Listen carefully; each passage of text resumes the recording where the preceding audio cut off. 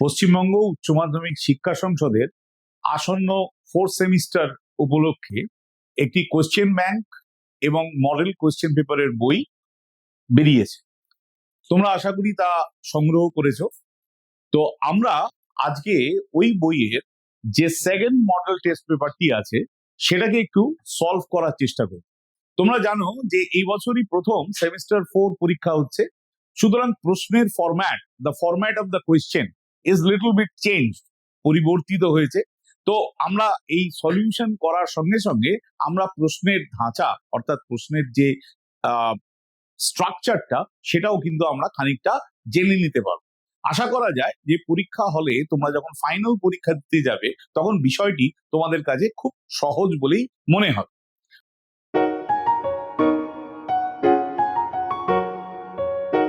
তো প্রথম দেখো, আমাদের এই পুরো কোয়েশ্চেন পেপারে 3টে সেকশন আছে, সেকশন এ, সেকশন বি এবং section C. Section A short answer type question, যেখানে কোয়েশ্চেনের পূর্ণ মান হচ্ছে 2।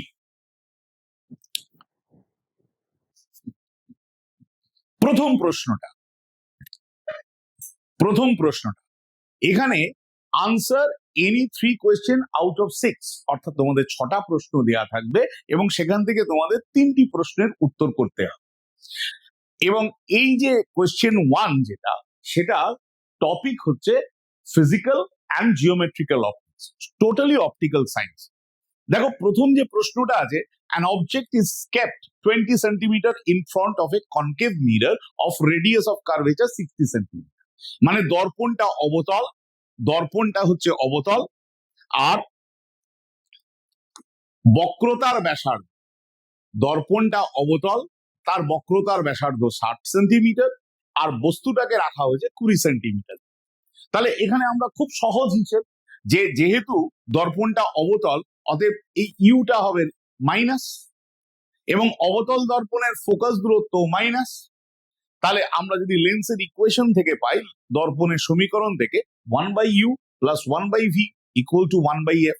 এবার নির্দিষ্ট জায়গায় ভ্যালু পুট করে ক্যালকুলেশন করলে আমরা পাবো v equal to plus 60 centimetre. দেখো আমাদের কাছে কি জানতে দিয়েছে, নেচার অর্থাৎ প্রতিবিম্বের প্রকৃতি। তাহলে v যেহেতু ধনাত্মক, তাহলে প্রতিবিম্বটা হবে কি, অসৎ বা ভার্চুয়াল। প্রতিবিম্বটা হবে অসৎ বা ভার্চুয়াল।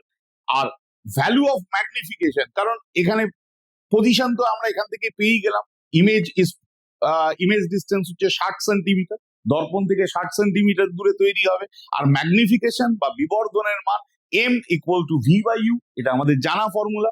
তাহলে এখানে আমরা ম্যাগনিটিউডই নিয়েছি, তাহলে 60/20 ইকুয়াল টু 3। তোমাদের এই ধাঁচের যে প্রশ্নগুলো থাকবে এগুলো কিন্তু বেসিক ফর্মুলার উপরই বেস করা। চলো আমরা পরের প্রশ্নে চলি। নেক্সট প্রশ্ন বলেছে, why does a sunglass not have any power? একটা সানগ্লাস মানে যেটাকে আমরা বাংলায় রোদ চশমা, তার কোনো ক্ষমতা থাকে না কেন? What type of lens is used in the sunglasses? Sunglasses তে কি ধরনের লেন্স ব্যবহার করা? এখন এখানে যেটা বলার কথা, যে সানগ্লাস অর্থাৎ যারা আমরা চশমা পরি, অর্থাৎ তোমাদের মধ্যে যারা চশমা পড়ো হয়তো দূরে বোর্ডের লেখা দেখতে পারো না, সেই জন্যই সাধারণত চশমা পড়ো, তাহলে সেই চশমার কিন্তু পাওয়ার আছে। তাহলে আমরা যারা চশমা পরি তারা কিন্তু ইচ্ছা করলেই একটা সানগ্লাস পরে নিতে পারবো না, কিন্তু যাদের চশমা নেই তারা কিন্তু সানগ্লাস পরতে পারে। কারণ এই সানগ্লাস, তার মানে তার সানগ্লাসের মধ্যে পাওয়ার নেই। যারা আমরা চশমা ব্যবহার করি তাদের বিশেষভাবে সানগ্লাস বানাতে হবে, কিন্তু যে কোনো দোকানে পাওয়া সানগ্লাস কিন্তু আমরা পড়লে আমরা দূরের জিনিস দেখতে পাবো। তো সানগ্লাসে কেন এটা করা হয় না, সানগ্লাসে যে দুটো লেন্স ব্যবহার করা হয় সেই দুটো লেন্সের রেডিয়াস অফ কার্ভেচার বা বক্রতার ব্যাসার্ধ সমান, রেডিয়াস অফ কার্ভেচার বা বক্রতার ব্যাসার্ধ সমান, এবং সব থেকে বড় কথা হচ্ছে তারা একই দিকে থাকে, অর্থাৎ তাদের ডিরেকশনটাও সেম। তাহলে শুধুমাত্র রেডিয়াস অফ কার্ভেচার সমান বললে হবে না, কিন্তু রেডিয়াস অফ কার্ভেচার সমান হতে পারে। একটা কনভেক্স লেন্স যদি তুমি আঁকো, এর রেডিয়াস অফ কার্ভেচার সমান হতে পারে, কিন্তু তার রেডিয়াস অফ কার্ভেচারের ডিরেকশন কিন্তু আলাদা।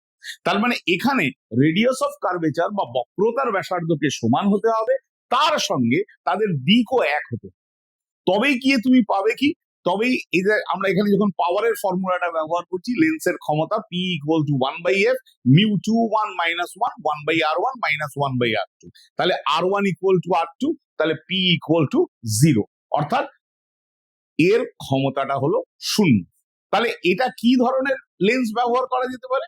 কনভেক্স ও কনকেভ, যাকে বলে উত্তলাবতল, অথবা কনকেভ ও কনভেক্স বা অবতলোত্তল। দেখো এই দুটো লেন্সের ব্যাসার্ধ সমান এবং ব্যাসার্ধের দিকও কিন্তু একই দিকে। আবার এই লেন্সটা দেখো ব্যাসার্ধ সমান এবং ব্যাসার্ধের দিকও তোমার একই দিকে। আশা করি তোমরা এই প্রশ্নটা উত্তর বুঝতে পেরেছো।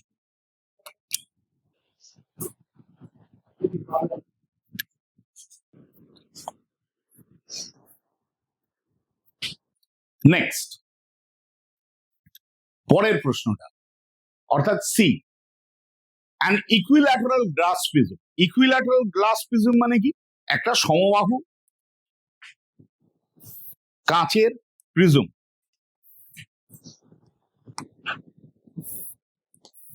সমবাহু মানে কি? প্রত্যেকটা কোণ 60 degree. Refractive index, prism has a refractive index 1.6, মানে প্রিজমের উপাদানের প্রতিসারাঙ্ক হচ্ছে 1.6। বলছে calculate the angle of minimum deviation of the prism when kept in a medium of refractive index 4√2/5। তার মানে যখন এটা বায়ুতে ছিল তখন তার রিফ্রাক্টিভ ইন্ডেক্স ছিল 1.6, কিন্তু এখন তাকে একটা মিডিয়ামে রাখা হয়েছে, তার রিফ্রাক্টিভ ইন্ডেক্স হচ্ছে 4√2/5। তাহলে আমাদের প্রথম কর্তব্য কি? প্রথম কর্তব্য হচ্ছে পারিপার্শ্বিক সাপেক্ষে প্রিজমের উপাদানের প্রতিসারাঙ্ক, অর্থাৎ refractive index of the material of the prism with respect to the surrounding. তাহলে সেটা আমরা কি করব না, এটা হচ্ছে কি n1/n2, মানে প্রিজমের উপাদানের প্রতিসারাঙ্ক বাই পারিপার্শ্বিকের প্রতিসারাঙ্ক। বায়ু হলে n2টা 1 হয়ে যেত, কিন্তু এখানে বায়ুর প্রতিসারাঙ্ক বলা আছে, তাহলে 8/5 ইন্টু 5/4√2, এটাকে কাটাকুটি করলে আসছে √2।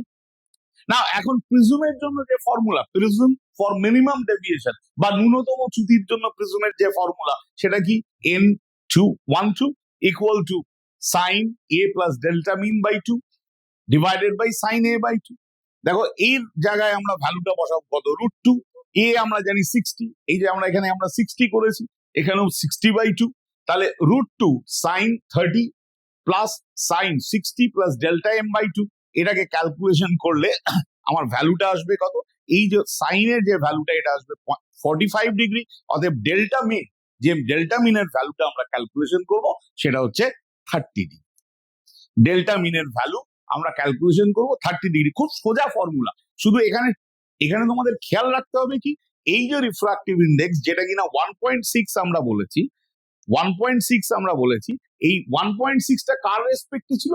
এয়ারের। কিন্তু এবার প্রিজমটাকে এই একটা মাধ্যমের মধ্যে তাকে নিমজ্জিত করা হয়েছে, তার মানে আমাদের প্রিজমের উপাদানের প্রতিসারাঙ্ক বের করতে হবে কার সাপেক্ষে? মাধ্যমের সাপেক্ষে। তা না হলে আমরা কিন্তু এই ফর্মুলাটা ব্যবহার করতে পারবো না। ওকে, আশা করি আর অসুবিধা নেই। এবার দেখো D, how will the magnifying power of a refractive type of astronomical telescope is affected by increasing the focal length and the aperture of its eyepiece? Justify your answer. তোমাদের দেখবে পরীক্ষার ক্ষেত্রে কিন্তু এই রকম যুক্তি, তোমার উত্তরের যুক্তি দাও। তো তোমার উত্তরের যুক্তি মানে তুমি ইনক্রিজ করবে না ডিক্রিজ করবে না, একই থাকবে, শুধু যদি এই কথাগুলো লিখে দাও তাহলে কিন্তু তোমরা ফুল মার্কস পাবে না, সেক্ষেত্রে হয়তো পার্ট মার্কিং পাবে। কিন্তু যেহেতু এখানে তোমাদের জাস্টিফাই কথাটা বলা আছে, তার মানে তোমাদের কিন্তু উপযুক্ত যুক্তি দিতে হবে। As for refractive type of astronomical telescope, প্রতিসারক যে নববীক্ষণ যন্ত্র, তার ম্যাগনিফিকেশনের ফর্মুলা কি? m equal to FO by FE। তাহলে FOটা কি না? ফোকাল লেংথ অফ অবজেক্টিভ, অভিলক্ষ তার ফোকাস গুলো। আর আইপিস মানে কি? অভিনেত্র তার ফোকাস গুলো। এখানে বলেছে কি যে focal by increasing the focal length, affected by increasing the focal length. তো যখন আমরা এফিটা বাড়াবো, জেনারেলি আমরা আইপিসেরই ফোকাল লেন্থ বাড়াই, অবজেক্টিভের ফোকাল লেন্থ তো বাড়াবো না। when FE increases M, দেখো নিচেরটা করে যাচ্ছে, বেড়ে যাচ্ছে, তার মানে M will decrease, M decrease করে যাবে। আর অ্যাপারচারের যে ব্যাপারটা, অ্যাপারচার হলে কি হবে না, অ্যাপারচার ইজ নট এফেক্টেড। দেখো এই যে টার্মটা, অর্থাৎ M equal to FO by FE, এর মধ্যে দেখো অ্যাপারচারের কোনো পদ নেই, অর্থাৎ উন্মেষ বা ডায়ামিটারের কোনো টার্ম নেই। তার মানে ডায়ামিটারের উপর এর যে ম্যাগনিফিকেশন সেটা কিন্তু ডিপেন্ড করে না। তাহলে তোমার উত্তরের দুটো পার্ট হলো, একটা হচ্ছে ফোকাল লেন্থ যদি FE-টা বেড়ে যায় তাহলে ম্যাগনিফিকেশন কমে যাবে, যদি FO বেড়ে যায় ম্যাগনিফিকেশন বেড়ে যাবে। আর অ্যাপারচার, এখানে ডি দিয়ে কোনো টার্ম নেই, তাহলে ডি দিয়ে যদি কোনো টার্ম না থাকে, তাহলে ডি দিয়ে যেহেতু কোনো টার্ম এখানে নেই, তাহলে আমরা বলবো যে ম্যাগনিফিকেশন অ্যাপারচারের উপর নির্ভর করে না। ফাইন, পরের প্রশ্নটাই। এই প্রশ্নটা পড়ে তোমাদের মধ্যে হতে পারে যে অঙ্কটা অনেক বড় অঙ্ক, কিন্তু 2 নম্বরের মধ্যে দেয়া হয়েছে, কিন্তু এখানে একটা গোটা ক্যালকুলেশন। কি ক্যালকুলেশন তোমরা সবাই করেছো, যে অবজেক্ট এবং স্ক্রিন, দেখো কি বলেছে, for fixed position of object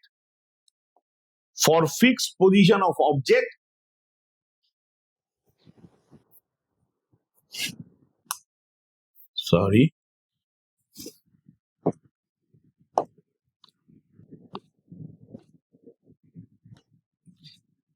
for fixed position of object and screen by a convex lens, two images can be formed for the two position of the lens, অর্থাৎ লেন্সের দুটো অবস্থানে যদি বস্তু আর পর্দাকে স্থির রাখা হয়, তাহলে লেন্সের দুটো অবস্থানে দুটো প্রতিবিম্ব গঠিত হয়। so that the size of the object is the GP mean, geometric progression mean, বাংলায় বলে গুণোত্তর মধ্যক। কার গুণোত্তর মধ্যক না, GP mean of the size of the images produced by the two position of the lenses। তাহলে এখানে ধরো এই যদি লেন্স থাকে, এইটা মনে করো অবজেক্ট আর এইটা মনে করো ইমেজ, তাহলে এই ডিস্টেন্সটা হচ্ছে অবজেক্ট ডিস্টেন্স ইউ, আর এই ডিস্টেন্সটা হচ্ছে ইমেজ ডিস্টেন্স ভি। আর লাইট হচ্ছে রিভার্সিবল, তাহলে এখানে অবজেক্ট মানে কি, এখানে একটা বস্তু আছে আর এখানে আছে স্ক্রিন, পর্দা, এন্ড এই অবজেক্ট আর পর্দা স্থির। তার মানে লেন্সের একটা অবস্থানে যেটা বস্তু দূরত্ব, পরবর্তী অবস্থানে সেটাই হয়ে যাবে প্রতিবিম্ব। এটার ক্যালকুলেশন তোমরা সবাই করেছো। তাহলে আমরা কি বলছি, for fixed position of object and the screen for two position of the lenses real image can be casted on the screen. মানে যদি পর্দা এবং বস্তু স্থির থাকে, তাহলে লেন্সের দুটো অবস্থানে তুমি পর্দার উপর সৎ প্রতিবিম্ব পেতে পারো। তাহলে for the first position of the lens, যদি অবজেক্ট ডিস্টেন্সটাকে আমরা ধরে নিলাম U1 আর ইমেজ ডিস্টেন্সটাকে করেসপন্ডিং ধরে নিলাম V1, তাহলে and second position of the lens U2 R V2, তার মানে কি হবে, এই যে U1 সে কিন্তু এই V2 এর সমান, আবার U2 সে কিন্তু এই V1 এর সমান। এটাই হচ্ছে রিভার্সিবিলিটি অফ লাইট। তাহলে এখানে দুটো ক্ষেত্রে বিবর্ধন কি হবে, M1 equal to V1 by U1 আর M2 equal to V2 by U2। তাহলে বলছে যে if the two sizes of the image, লেন্সের দুটো অবস্থানে যদি প্রতিবিম্বের আকার হয় I1 আর I2 আর বস্তুর আকার হয় O, তাহলে M1 ইন্টু M2, তার মানে I1 by O plus into I2 by O। দেখো এখানে কি লিখলাম আমরা, V1 by U1 into V2 by U2। তাহলে অবভিয়াসলি V2-র জায়গায় আমরা U1 বসাতে পারি আর U2-র জায়গায় আমরা V1 বসাতে পারি। তাহলে ডান দিকটা আমার কেটে হয়ে গেল 1, এই যে V1 R U1 equal to V2। তাহলে এখানে O square equal two I1 plus I2, তাহলে O স্কোয়ার যদি হয় I1 ইন্টু I2, তাহলে O equal to root over I1 and I2। তাহলে এটা তো জিপি মিনের কন্ডিশন। জিপি মিনের ফর্মুলা তোমরা জানো যে B square equal to AC বা B equal to root over AC। এটা হচ্ছে জিপি মিনের শর্ত বা গুণোত্তর মধ্যকের শর্ত। তাহলে এইটা হয়ে গেল কি, জিপি মিনের condition. তাহলে size of the object is the GP mean of the size of the images. Fine. এইবারে আমরা আসি F. কোয়েশ্চেন 1 এর 6টা প্রশ্ন তোমাদের দেয়া থাকবে, তার মধ্যে you have to answer 3 only. তাহলে এখানে বলেছি কি to superimposing waves of amplitude A1 and A2, দুটো উপরিপাতিত তরঙ্গ, তাদের বিস্তার হচ্ছে A1 এবং A2, and the intensities are I1 and I2, এবং তাদের প্রাবল্যের মান I1 এবং I2. যদি তাদের I1 এবং I2 এর অনুপাত হয় 1:16, what will be their maximum to minimum intensity due to their superposition? অর্থাৎ তাদের উপরিপাতনের ফলে সর্বোচ্চ প্রাবল্য এবং সর্বনিম্ন প্রাবল্যের অনুপাত আমাদের বের করতে হবে। দেখো আমরা জানি কি I proportional to A square, অর্থাৎ তীব্রতা বিস্তারের বর্গের সঙ্গে সমানুপাত। তাহলে I1 is to I2 equal to 1:16, তাহলে A1 is to A2 equal to √1 √16, তাহলে 1:4। তাহলে 1:4 আমরা দেখে নিলাম, সেটা কি না A1 আর A2।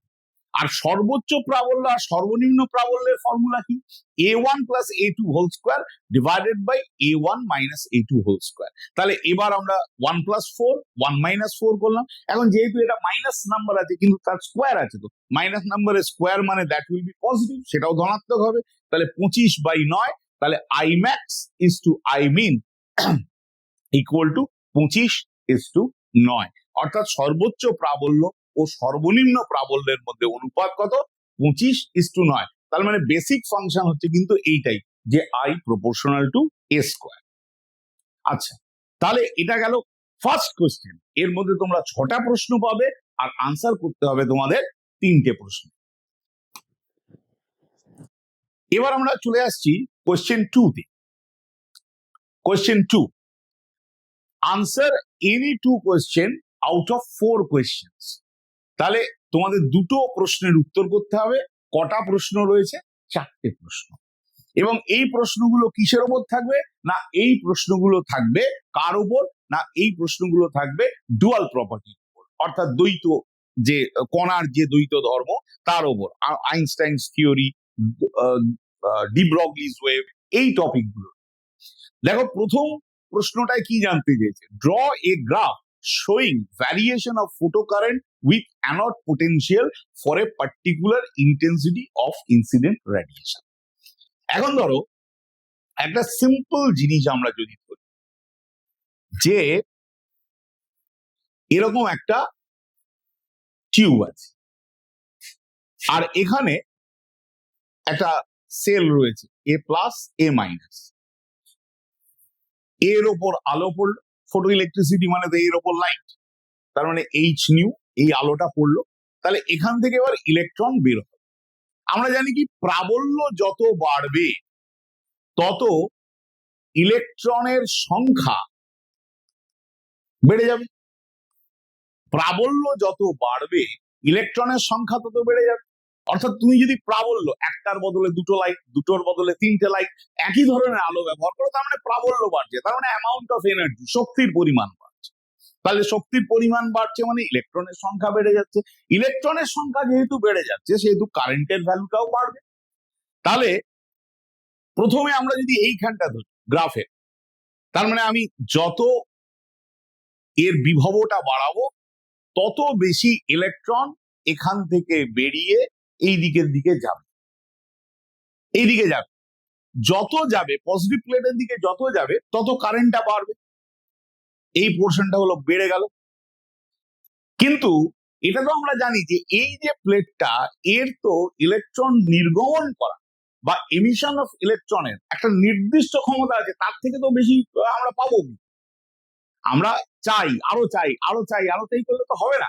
এটা কন্টিনিউয়াসলি এর একটা নির্দিষ্ট ক্ষমতা আছে ইলেকট্রন এমিশনের, যে এরিয়া থেকে এর যে এরিয়া, এই এরিয়া থেকে কটা ইলেকট্রন বের হবে এটা কার উপর ডিপেন্ড করবে? এটা এই জিনিসটার উপর ডিপেন্ড করবে, এর সারফেস এরিয়ার উপর ডিপেন্ড করবে। তাহলে অ্যানোড পটেনশিয়ালটা যদি আমরা ক্রমাগত বাড়িয়ে যাই তাহলে কারেন্ট কিন্তু বিকাম কনস্ট্যান্ট। মানে এই পোর্শনে এই যে ডটেড লাইনটা দেওয়া আছে এটা হচ্ছে স্যাচুরেশন পার্ট। এটা হচ্ছে স্যাচুরেশন পার্ট। এই স্যাচুরেশন পার্টে কারেন্ট হয়ে গেল কনস্ট্যান্ট, কারণ তখন নাম্বার অফ ইলেকট্রনস কনস্ট্যান্ট, মানে ইলেকট্রনের সংখ্যাটাও ধ্রুবক। এবার আসি নেগেটিভ পার্ট, মানে এই বিভবটাকে আমরা যদি এটাকে নেগেটিভ করি, তাহলে নেগেটিভ করলে তো এখানে কোনো ইলেকট্রনকে অ্যাট্রাক্ট করবেন, তাহলে কারেন্ট যাবে কি না?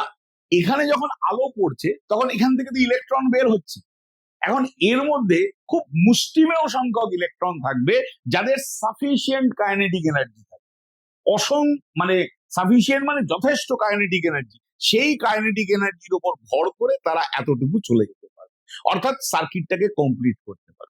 সেই জন্য নেগেটিভ পার্টে আমরা জিরো থেকেই কারেন্টটাকে জিরো করতে পারি না, নেগেটিভ পার্টে কিন্তু এখান থেকে শুরু করে এই এতটা কারেন্ট আমাদের আসে। এটা কেন আসে না? এইটা আসে কাইনেটিক এনার্জি বা গতিশক্তির জন্য। দেখো, তোমাদের কাছে প্রশ্নে কিন্তু জানতে চাওয়া হয়েছে যে তুমি শুধু গ্রাফটা আঁকো, তাহলে তুমি যখন এই গ্রাফটা আঁকবে এটা দিয়ে you will get full marks, কারণ এখানে গ্রাফের কোনো অ্যানালিসিস জানা যায়নি। তোমরা বারবার আমি বলছি, প্রশ্ন যেরম ভাবে করা হবে সেরম ভাবেই কিন্তু তোমরা উত্তর দেওয়ার চেষ্টা করো। দেখো, এখানে একটা সেকেন্ড পার্ট আছে, how much would the stopping potential for a given photosensitive surface go up if the frequency of the incident radiation were to be increased from 4 into 10 to the power 15 থেকে 8 into 10 to the power 15 হল। এখন দেখো, আমরা জানি কি E equal to h new, তার মানে যার নিউ বড় তার এনার্জি বড়, যার নিউ বড় তার এনার্জি বড়। তাহলে নিউ কার বড়? এর বড়, তাহলে এর এনার্জি বেশি। তার মানে এনার্জি আগে কম ছিল, এখন বেশি হচ্ছে। এনার্জি আগে কম ছিল, এখন বেশি হচ্ছে। তাহলে আমরা কি জানি এই আইনস্টাইনের ইকুয়েশনে, যে এই যে দুটো এনার্জি সেটাই হচ্ছে কি ই মানে charge of electron into VS মানে স্টপিং পোটেনশিয়াল। তাহলে এটা হচ্ছে h nu one minus h nu two, h nu one h nu two, এই ইটা চলে এলো এখানে। এবার দেখো, এইচ এর ভ্যালু তোমাদের সাপ্লাই করা আছে, এই যে ভ্যালুটা সাপ্লাই করা আছে দুটো, একটা হচ্ছে 8 আর একটা হচ্ছে 4, তাহলে 8 মাইনাস 4 ইন্টু 10 টু দি পাওয়ার 15। আর ইলেকট্রনের চার্জ আমরা সবাই জানি 1.6 into 10 to the power minus 19। এটা হয়তো পরীক্ষার সময় তোমাদের প্রশ্নেও দিয়ে দেওয়া থাকবে। তো এইটা যখন আমরা দিয়ে দেবো, এটা সিম্পল কাটাকুটি, 4 16 64 আর 64 আর এখানে একটা 4 4 4 16, বাকিটা 10 টু দি পাওয়ার 5 যে 10 এর যে পাওয়ার অর্থাৎ গুণকের calculation. So VS will come out 16 volt, অর্থাৎ স্টপিং পোটেনশিয়াল হবে 16 ভোল্ট। আমি একটু চেষ্টা করছি প্রশ্নগুলো তোমাদের একটু বুঝিয়ে দেওয়ার, কারণ স্ট্রেট অ্যাওয়ে যদি আমি আনসার বলে দিই তাহলে তো তোমরা এর সঙ্গে সঙ্গে তোমাদের সঙ্গে খানিকটা আলোচনাও হয়ে যাচ্ছে যে বিষয় ভিত্তিক।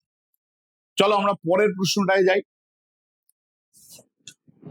বলেছে the maximum kinetic energy of photoelectrons get doubled when wavelength of the light incident on the surface changes from lambda 1 to lambda 2.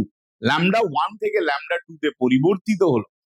derive the expression of threshold wavelength and work function of the surface. তাহলে আমরা ধরে নিলাম, ধরো threshold wavelength হচ্ছে lambda, work function হচ্ছে phi z। তাহলে আইনস্টাইনের equation hc by lambda 1, এই যে hc by lambda 1 এটা মানে কি h নিউ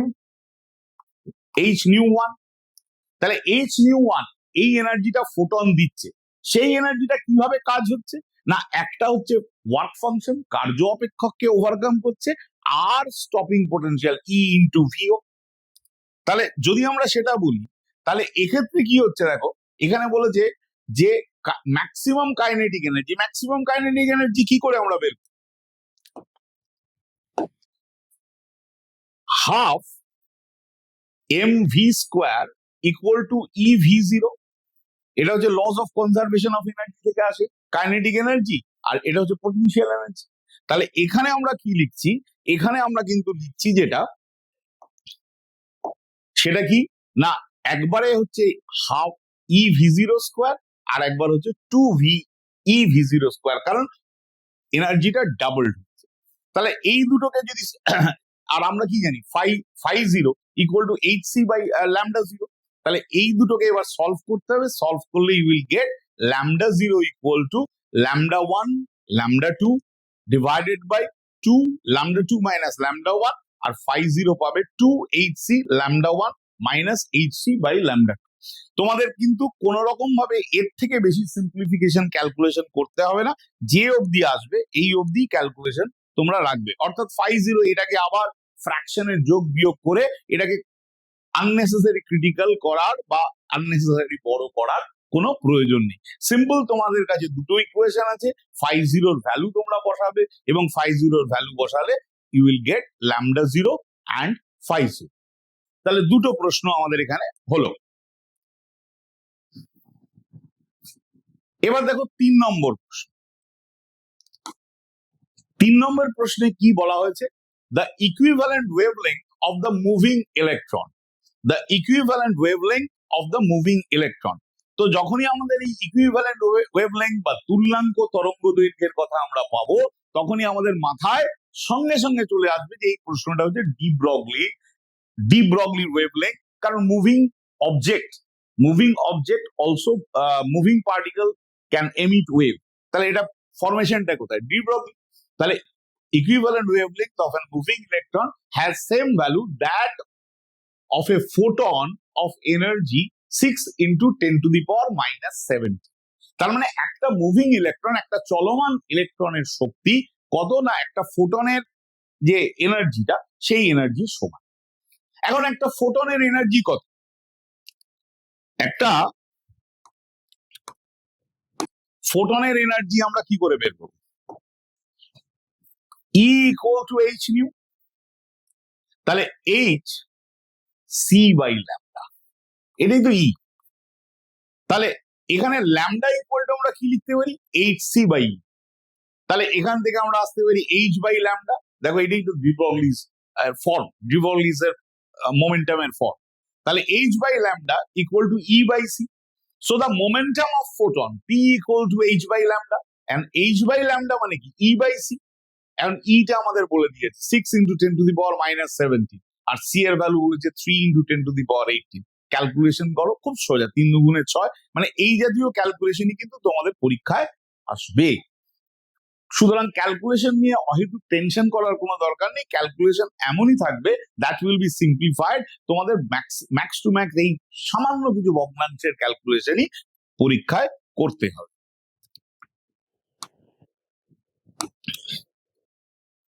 ডি, এখানে দুটো প্রশ্ন জানতে চেয়েছে যে তোমার কাছে one example each, production of electrons by photon, production of photon by electrons. তাহলে production of electron by photon কি? মানে ইলেকট্রন তৈরি হচ্ছে ফোটন দিয়ে। এখন আমরা কি জেনেছিলাম যে কোনো একটা সারফেসের ওপর যদি এইচ নিউ লাইট পড়ে তাহলে সেখান থেকে ইলেকট্রন যে এমিট করে এটা ফটো ইলেকট্রিক এফেক্ট। তাহলে ফটো ইলেকট্রিক এফেক্ট মানে কি? আলো পড়লো, ইলেকট্রন বেরো, light is incident and electron ইমার্জেস। তাহলে লাইট যখন ইনসিডেন্ট হলো, ইলেকট্রন এখানে বের হলো, তাহলে this is photo electric effect. তাহলে production of electron by photon, তার এক্সাম্পল হচ্ছে ফটো ইলেকট্রিক এফেক্ট। আর production of photon by electron, এবার ইলেকট্রন দিয়ে ফোটন, এর জন্য আমরা সিম্পল ওয়েতে যদি কুলিজ টিউব করি, কুলিজ টিউব, এর মধ্যে যদি একটা হিউজ পোটেনশিয়াল দেয়া হয়, হিউজ পোটেনশিয়াল দেওয়া হয়, আর এর মধ্যে গ্যাস থাকে, তাহলে তারা ডিসচার্জ করলে তারা মুভ করে। অর্থাৎ এই এখান থেকে যে ফিলামেন্ট থাকলে ফিলামেন্টকে উত্তপ্ত করা যায়, সেই যে ইলেকট্রন গুলো বের হয়, সেই ইলেকট্রন গুলো ট্রিমেন্ডাস ভেলোসিটি, প্রচুর বেগে বের হয়। তাহলে প্রচুর বেগে বের হয়ে তারা যখন একটা সহসা ধাক্কা খায়, ধরো একজন লোক যদি খুব জোরে দৌড়ায়, তার সামনে একটা কাঁচের দেওয়াল আছে, সে লক্ষ্য করেনি, তাহলে সে দৌড়তে থাকছে, সে যদি হঠাৎ কাঁচের দেওয়ালে ধাক্কা খায় তাহলে কিন্তু সে প্রচন্ড আঘাত। কারণ সে যদি দেওয়ালটাকে দেখতে পারে তাহলে কি হবে, সে তার বেগকে আস্তে আস্তে আস্তে আস্তে কমিয়ে নিতে পারে। তো যখন সে দৌড়চ্ছে কিন্তু সামনের অবস্টাকেলকে খেয়াল করতে পারেনি, ইলেকট্রনও যাচ্ছে, ইলেকট্রন গিয়ে সামনের এই অবস্টাকেল, যেটাকে আমরা লক্ষ্য বা টার্গেট বলি, এই টার্গেটকে খেয়াল করেন। এই টার্গেটে যখন ধাক্কা পায়, then the electron loses huge amount of energy. এই এনার্জিটাই কি হিসাবে বের হয়? ইলেকট্রোম্যাগনেটিক ওয়েভ হিসেবে, যেটা প্রথম যখন রন্টজেন আবিষ্কার করেছিলেন তখন তিনি এই জিনিসটার উৎপত্তি সম্পর্কে অজানা তার কাছে ছিল ব্যাপারটা। সেই জন্যই তিনি, যেহেতু বীজগণিতে আমাদের অজানা, অ্যালজাব্রাতে আননোন কোয়ান্টিটিকে আমরা এক্স বলি, তিনি সেই জন্য এর নাম দিয়েছিলেন এক্স রে। সেই জন্য production of photon of electrons, সেটা হচ্ছে এক্স রে প্রোডাকশন। তো এটা গেল আমাদের কোয়েশ্চেন নাম্বার 2। কোয়েশ্চেন নাম্বার 2 তে আমার 4টে প্রশ্ন থাকবে, সেখানে we have to answer any 2। তাহলে এই আমাদের হয়ে গেল সেকশন এ। এবার আমরা আসছি সেকশন বি। সেকশন বি মানে আমাদের 3 মার্কসের প্রশ্ন। 3 মার্কসের প্রশ্ন। দেখো এখানে বলেছে answer any 1 question out of 2 question. তার মানে 3 নম্বরের প্রশ্নে তোমাদের 2টো প্রশ্ন থাকবে। এই 2টো প্রশ্ন থেকে তোমাদের যে কোনো একটা প্রশ্নের উত্তর করতে হবে। What is the shape of the wave front when a light emerging out of a convex lens from a point source kept at the focus? মানে যদি একটা পয়েন্ট সোর্স বা বিন্দু উৎসকে যদি একটা লেন্সের ফোকাসে রাখো, তাহলে কি হবে না, কি ধরনের তরঙ্গমুখ তৈরি হবে। একটা লেন্সের ফোকাসে যদি আমরা একটা পয়েন্ট অবজেক্ট রাখি, তাহলে ফোকাস থেকে যে আলোগুলো বের হয় তারা প্রধান অক্ষ বা প্রিন্সিপাল অ্যাক্সিসের প্যারালাল ওয়েভ। তো প্রিন্সিপাল অ্যাক্সিসের প্যারালাল হয়ে বের। তাহলে এই যে ডটের একটা ফরম্যাট আমরা দিলাম, এটা কি প্লেন ওয়েভ ফ্রন্ট বা সমতল তরঙ্গ। প্লেন ওয়েভ ফ্রন্ট বা সমতল তরঙ্গমুখ। তোমাদের পরীক্ষায় এরকম অনেক প্রশ্ন হতে পারে। ধরো একটা কনকেভ মিরর আছে, কনকেভ মিররে যদি প্যারালাল লাইট এসে পড়ে, তারা কোথায় যাবে? ফোকাসে যাবে। এখন যদি বলে এইখানে কি তরঙ্গমুখ তৈরি হলো, তোমরা কি বলবে? স্ফেরিক্যাল। কারণ গোলীয় তরঙ্গ। এগুলো তোমরা নিশ্চয়ই তোমাদের টোটালটা পড়া হয়ে গিয়েছে। এরকম তরঙ্গমুখ কিভাবে গঠন করা হয়, কিভাবে তৈরি হয়, এগুলো দিয়ে কিন্তু প্রশ্ন হবে। What is the shape of wave front when a light emerging out of a convex lens from a point source kept at the focus? Draw the diagram. আমরা ডায়াগ্রাম আঁকবো। ডায়াগ্রাম আর কি ধরনের তরঙ্গমুখ, এর জন্য আমাদের 1 নম্বর বরাদ্দ আছে। ওকে, সেকেন্ড পার্টটা আমাদের কি বলছে? Find the intensity at a point on the screen in Young's double slit experiment. Young এর দ্বিছিদ্র পরীক্ষায় পর্দার উপর কোনো একটা বিন্দুতে প্রাবল্যের মান কত হবে, যেখানে interfering wave of equal intensity have a path difference λ/3, মানে পথ পার্থক্যের মান হচ্ছে λ/3। তাহলে আমরা এখানে বলি কি, path difference delta equal to λ/3। না, ফেজ ডিফারেন্স ফর্মুলা কি? ফেজ ডিফারেন্স বা দশার পার্থক্যের formula delta phi 2π/λ into delta. তো 2π/λ ইন্টু ডেল্টা, তাহলে 2π/λ ইন্টু λ/3, তাহলে 2π/3 রেডিয়ান। তাহলে ইন্টেন্সিটি, প্রাবল্যের কি ফর্মুলা? প্রাবল্যের ফর্মুলা হচ্ছে I equal to 4I0 cos square delta phi. 4I0 মানে হচ্ছে ম্যাক্সিমাম ইন্টেন্সিটি, যে ইন্টেন্সিটি লাইট অর্থাৎ স্লিট গুলোর আলোর প্রাবল্য যত, তাহলে 4 into I0 cos square delta phi. এবার ডেল্টা ফাই/2 বা আমরা যদি ডেল্টা ফাই/2 বোঝাই π/3 হয়, তাহলে π/3 মানে কত? π/3 মানে কত? 3 6 18, 16 মানে cos 60 ডিগ্রি। cos 60 মানে হচ্ছে হাফ। এটাকে স্কোয়ার করলে 1/4, এই 4 আর 1/4 কেটে যাবে, তাহলে পড়ে থাকবে আমাদের কত? I0। তাহলে রেজাল্টেন্ট ইন্টেন্সিটি হচ্ছে I0। বেশিরভাগ প্রশ্নই কিন্তু প্রশ্নপত্রে এই অ্যাপটিটিউড বেশি থাকবে, খুব বেশি উত্তর কিন্তু লিখতে হবে না।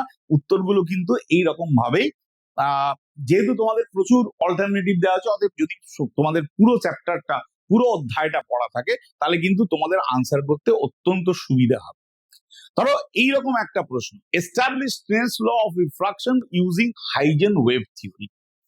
ইউজিং হাইজেন ওয়েভ থিওরি, অর্থাৎ হাইজেনের নীতি প্রয়োগ করে তোমাকে কি করতে হবে, রিফ্রাকশনের লটা, মানে রিফ্রাকশনের স্নেলস ল, মানে sine i by sine r equal to mu, এইটা তোমাদের করতে হবে। দেখো তার জন্য একটা উপযুক্ত ছবি আমি এখানে এটা এঁকেছি, যে এই তিনটে ওয়েভ এখানে আসছে। সো এখানে যদি আমি পারপেন্ডিকুলার টানি, so they will form a wave front, তারা এখানে একটা ওয়েভ ফ্রন্ট তৈরি করবে। ওয়েভ ফ্রন্ট মানে তরঙ্গমুখ। তো আমরা এইটাকে ধরে নিচ্ছি কি, এইটাকে ধরে নিচ্ছি আপতিত তরঙ্গমুখ, এ বিটাকে আমরা ধরে নিচ্ছি আপতিত তরঙ্গমুখ বা ইনসিডেন্ট ওয়েভ ফ্রন্ট। এখন দেখো এই যে তিনটে লাইট রে, আমি এটা একটু ডিটেলসেই বলছি, কারণ যদি শুধু উত্তর বলে দিতাম তাহলে তো একবারই ব্যাপারটা হয়ে যেত, লেখাটা শুধু পড়ে দিলেই হতো।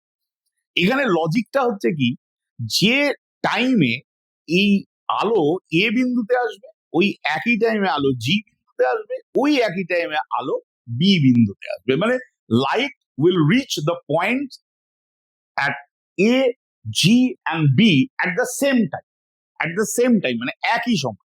এবার বি তে যেহেতু এন্ড পয়েন্ট, তাহলে বি থেকে লাইট কি হলো, রিফ্রাক্ট হলো, প্রতিসরণ হলো। তাহলে প্রতিসরণ হলে কি হবে, এটা তো একটা মাধ্যম, এটা একটা মাধ্যম, তাহলে এক্ষেত্রে লাইটের ভেলোসিটি পাল্টে যাবে, তার মানে তার ডিরেকশনটা পাল্টে যাবে। এখানে কিন্তু এই যে হাইজেন্স প্রিন্সিপাল দিয়ে করতে গেলে এই ডিরেকশন না বলে আমরা better to say distance equal to velocity into time, এই কনসেপ্টটা কিন্তু হাইজেন্স প্রিন্সিপালের মধ্যে খুব বেশি প্রয়োগ করতে হয়। তাহলে লাইট যে টাইমে এই বি থেকে ই তে যাবে, ঠিক সেই সময় প্রথম মাধ্যমে in first medium the light will move A to C. তার মানে আমরা কি বললাম, এখানে আমরা কি বললাম, এখানে আমরা বললাম due to presence of the refracting surface BC, the wavelet from B will go to the lower medium up to E in time t। তার মানে আমরা বললাম কি, যে সময় আলো প্রথম মাধ্যমে এ থেকে সি তে যাবে, যে সময় আলো প্রথম মাধ্যমে এ থেকে সি তে যাবে, ঠিক ওই একই সময় আলো নিচের মাধ্যমে বি থেকে ই তে যাবে। তাহলে বিসি প্রতিসারক তলের জন্য নিচের মাধ্যমে যে সময়, দ্যাট ইজ টি, গৌণ তরঙ্গিকা বি থেকে ই বিন্দুতে যায়, ওই একই সময় গৌণ তরঙ্গিকা এ থেকে সি বিন্দুতে যায়। কোথায় সেটা, ফার্স্ট মিডিয়াম। এখন এই দেখো এখানে আমরা বলেছি কি মিডিয়াম 2 আর মিডিয়াম 1, আমরা উপরের মাধ্যম নিচের মাধ্যম না বলে আমরা বললাম মিডিয়াম 1 আর মিডিয়াম 2, এবং তাদের মধ্যে ভেলোসিটি হচ্ছে v2 আর v1। এখন আমরা কি করব, এখন আমরা বি কে সেন্টার ধরবো, বি কে রেডিয়াস ধরবো, ধরে একটা স্ফিয়ার আনবো। তাহলে এই স্ফিয়ারটার খানিকটা আমার বোর্ডের উপরে থাকবে, খানিকটা নিচে থাকবে, তাহলে এটা ট্যানজেনশিয়াল ফাংশন। এবার ট্যানজেনশিয়াল ফাংশন হলে এইটাকে আমরা এখান থেকে আমরা সি বিন্দুতে আমরা একটা ট্যানজেন্ট আনতে পারি, দ্যাট ট্যানজেন্ট ইজ সিই। তাহলে এই যে ট্যানজেন্ট সিই, এইটা প্রতিসারক ওয়েভ ফ্রন্ট বা প্রতিসারিত তরঙ্গমুখ হবে যদি আমরা প্রমাণ করতে পারি, if we prove that any wavelet from G will come to the point F at the same time, মানে যে সময় আলো এ থেকে সি তে যায়, যে সময় আলো বি থেকে সি তে যায়, সেই সময় আলো জি থেকে এম হয়ে এফ এ যায়। এটা হচ্ছে আমাদের লজিক, তবেই আমরা কিন্তু এটাকে রিফ্রাক্টেড ওয়েভ ফ্রন্ট বলতে পারবো। তাহলে আমরা কি দেখাতে পারি, আমরা দেখো যদি এই রিফ্রাকশনটা না হতো, তাহলে আলো কি হতো, বি থেকে ডাইরেক্টলি ডি তে চলে আসতো, জি থেকে ডাইরেক্টলি এন এ চলে আসতো, এ থেকে ডাইরেক্টলি সি তে চলে আসতো। তার মানে এই বিডি, জিএন, এসি, এই ডিস্টেন্স গুলো সবার সমান, কারণ সেখানে তো একটাই ভেলোসিটি থাকতো, ভেলোসিটি ইনটু টাইম, টাইম সমান বলেছি, তাহলে ভেলোসিটি ইনটু টাইম মানে ডিস্টেন্স সবার সমান। বি থেকে ডি, জি থেকে এন, এ থেকে সি, তিনটে ডিস্টেন্সই আমার সমান। এখন এই যে সমান হলো, এই ডিস্টেন্স গুলো যখন সমান হলো, তখন আমাদের কি দেখাতে হবে, আমরা যদি এইটুকুই দেখাই যে মিডিয়াম যদি না থাকতো, তাহলে লাইট যে টাইমে এম থেকে এনে আসতো, ঠিক একই সময় মিডিয়াম থাকার জন্য এম থেকে এফ এ আসছে। তার মানে একটা হচ্ছে এম থেকে এন, একটা হচ্ছে এম থেকে এফ। যদি আমরা এটা দেখাতে তাহলে আমরা বলতে পারবো ওকে, যে কারণ বাকি পথটা তো কমন পথ, মানে জিএম তো কমন। এবার যদি মাধ্যম না থাকতো তাহলে এম থেকে এনে আসতো, আর মাধ্যম থাকার জন্য এম থেকে এফে আসছে, অতএব তাদের পথের পার্থক্য, তাদের দূরত্ব পার্থক্য হচ্ছে। তাহলে এর জন্য আমরা কি করি, আমরা দেখো আমরা বলি এইটা হচ্ছে পারপেন্ডিকুলার, না এটা তো একটা ট্যানজেন্ট আর এটা রেডিয়াস, তার মানে দিস ইজ পারপেন্ডিকুলার।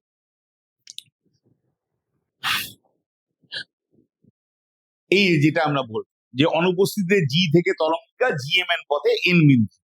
এবার এমএফ পারপেন্ডিকুলার টু সিএফ, তাহলে triangle BCE similar to triangle এমসিএফ।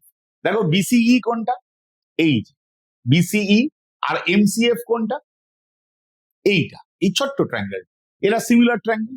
আবার আবার পরের বার আমরা যাব বিডিসি আর এমএনসি। ওকে, তাহলে এটা একটা সিমিলারিটি আমরা ফর্ম করালাম। সিমিলারিটি ফর্ম করালে যদি সদৃশ্যকোণী ত্রিভুজ হয় তাহলে বাহুগুলোর অনুপাত সমান, একই রকম ভাবে এখানেও বাহুগুলোর অনুপাত সমান। এখন এই দুটোর মধ্যে দেখো বিসি আর এমসি একই রয়েছে, তাহলে এখান থেকে আমরা লিখতে পারি BE by MF equal to BD by MF. এখন বিই মানে বিই ভি2, চলো দেখি বিই কোথায় ছিল আমাদের কাছে, বিই ছিল এইখানে, অর্থাৎ মিডিয়াম 2। তাহলে বিই যদি মিডিয়াম 2 হয় তাহলে বিই হচ্ছে ভি2 ইন্টু টি, আর বিডি হচ্ছে V one into T, V one into টি।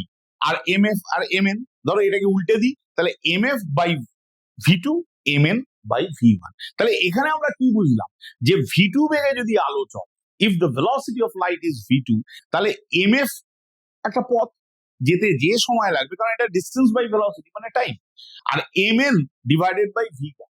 তার মানে মাধ্যম না থাকলে সে যে সময় এম থেকে এনে আসতো, মাধ্যম থাকার জন্য ওই একই সময় এম থেকে এফে আসতো। তাহলে ওইটাই এখানে লেখা আছে, time taken by the wavelet to reach MN in absence of the lower medium is same as is take to go MF in presence of the lower medium. যদি মাধ্যমের কোনো ব্যাপার না থাকতো তাহলে ও ডিরেক্টলি চলে আসতো এম থেকে এনে, আর মাধ্যম থাকার জন্য ও কোথায় যাচ্ছে, এম থেকে এফ এ।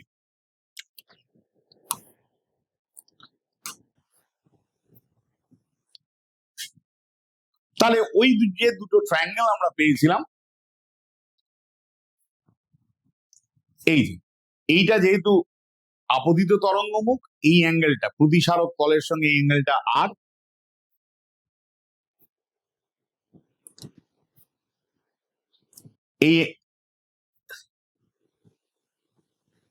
এই অ্যাঙ্গেলটা আই, এই অ্যাঙ্গেলটা আর, কারণ এটা হচ্ছে প্রতিসারিত তরঙ্গমুখ, এটা আই আর এটা হচ্ছে আর। তাহলে আই এবং আর হওয়ার জন্য আমরা কি করলাম, না আমরা এখান থেকে সাইন আই আর এখান থেকে সাইন আর বের করলাম। সাইন আর আর সাইন আই এর মধ্যে দেখো কমন টার্ম হচ্ছে বিসি, তাহলে sine i by sine r করলে বিসি বিসি কেটে যাবে, পড়ে থাকবে এসি আর বিসি।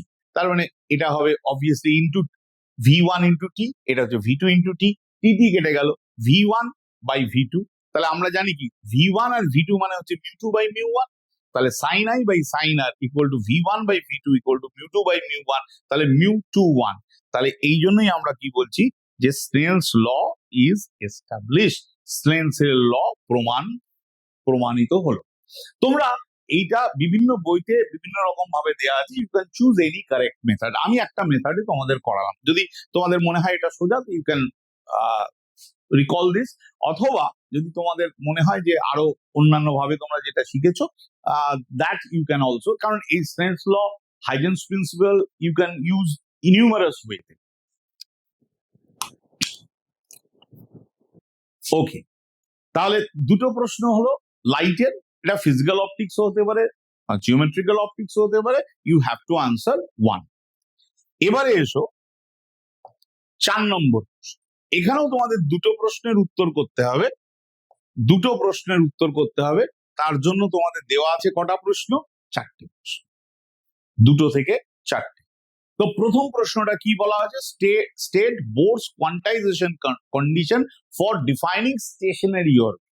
স্টেশনারি অরবিট বা মঞ্জুরিকৃত কক্ষপথ বা যে কক্ষপথে ইলেকট্রন ঘোরে তার কোয়ান্টাইজেশনের শর্ত।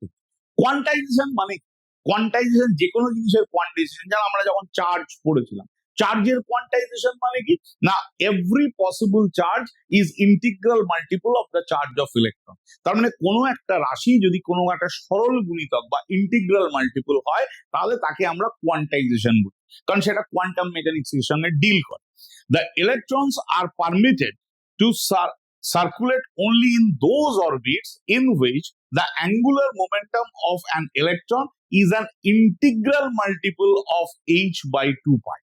অর্থাৎ ইলেকট্রন গুলো সেই কক্ষপথেই ঘুরে বেড়াবে যেখানে তাদের অ্যাঙ্গুলার মোমেন্টাম হবে nh বাই 2 পাই। তাহলে l equal to mdr, nh by 2 pi, n হচ্ছে প্রিন্সিপাল কোয়ান্টাম নাম্বার। এটা তোমাদের অজস্রবার পড়া, অজস্রবার। নেক্সট যে পার্টটা দিয়েছে, the ground state energy of hydrogen atom, একটা হাইড্রোজেন অ্যাটমের ভৌম দশার শক্তি, তার মানে E g minus 13.6 electron volt. What is the potential energy and kinetic energy of electron in the third excited state? তাহলে আমরা কি জানি, আমরা তো জানি En equal to minus 13.6 into n square ev, এটা তো আমরা জানি, এটা তো কমন ফর্মুলা।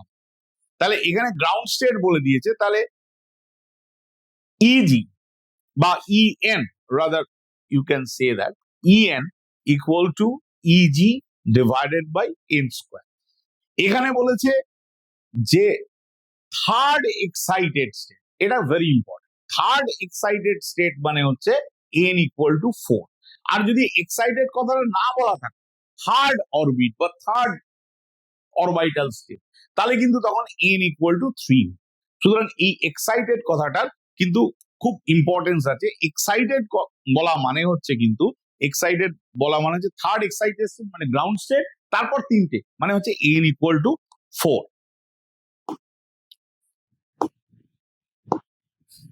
ওকে, তাহলে E4 equal to minus 13.6 divided by n square. এটাকে হিসেব করলে n স্কোয়ার মানে 4, সোজা 4 দিয়ে ভাগ করে দাও, এইটা পাবে।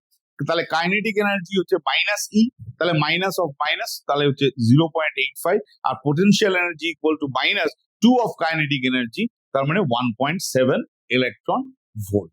তার মানে এইরকম কোশ্চেন স্ট্রাকচার। এইটা আমাদের হলো, এটাই 1 আর এটাই 2, so you will get full marks in that. ওকে, পরের প্রশ্নে আমরা যাই। এখানে যেটা বলা হয়েছে, show that the radius of the orbit in a hydrogen atom is proportional to n square where n is the principal quantum number। তো এখানে দেখো যেটা বলা হয়েছে, ফর হাইড্রোজেন অ্যাটম আমরা কি জানি, centripetal force equal to electrostatic force 1/4 pi epsilon 0 ZE। তোমরা জেডটাকে প্রথম থেকে একও ধরে নিতে, কারণ ন্যাচুরালি বা নর্মালি স্টুডেন্টরা কিন্তু এই জেড দিয়ে স্টার্ট করে, সেই জন্য এখানে জেড করা আছে, but you can put Z as a 1 যেহেতু এটা হাইড্রোজেন বনা আছে, এটা কোনো ব্যাপার না। তাহলে ভি স্কোয়ারের রাশিমালা বা ভি স্কোয়ারের এক্সপ্রেশন বের করবো। আবার আমরা জানি কি অ্যাঙ্গুলার মোমেন্টাম হচ্ছে nh বাই 2 পাই, তাহলে nh বাই 2 পাই মানে এখান থেকে ভি এর ভ্যালু বের করবো। তাহলে জাস্ট ভি স্কোয়ারের ভ্যালুটা এখানে বসে, ভি স্কোয়ারের ভ্যালুটা বসালে বাকি সব কনস্ট্যান্ট n প্রপোর্শনাল আর প্রপোর্শনাল টু n স্কোয়ার। এরকম কিন্তু সাধারণ ক্যালকুলেশন কিন্তু থাকবেই, অতএব এটা বড় ক্যালকুলেশন এরকম ভাবার কিন্তু দরকার নেই। এখান থেকেও তুমি অ্যাপ্রক্সিমেশন করতে পারো, যে এখান থেকে তুমি বলতে পারো যে ভি স্কোয়ার প্রপোর্শনাল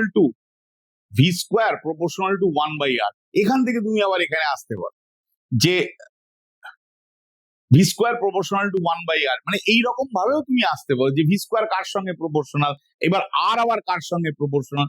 তো এইরকম ভাবে এটা আসা যেতে পারে, ওটা কোনো ব্যাপারই নয়।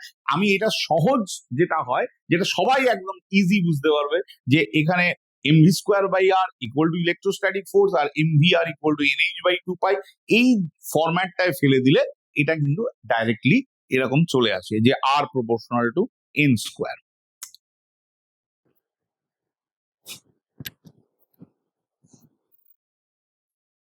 এখানে আরেকটা প্রশ্ন আছে, the short wavelength limit of Lyman series of hydrogen Spectra হচ্ছে 913 অ্যাংস্ট্রম। লাইম্যান সিরিজের যে সব থেকে ছোট ওয়েভলেংথ তা হচ্ছে 913.4 অ্যাংস্ট্রম।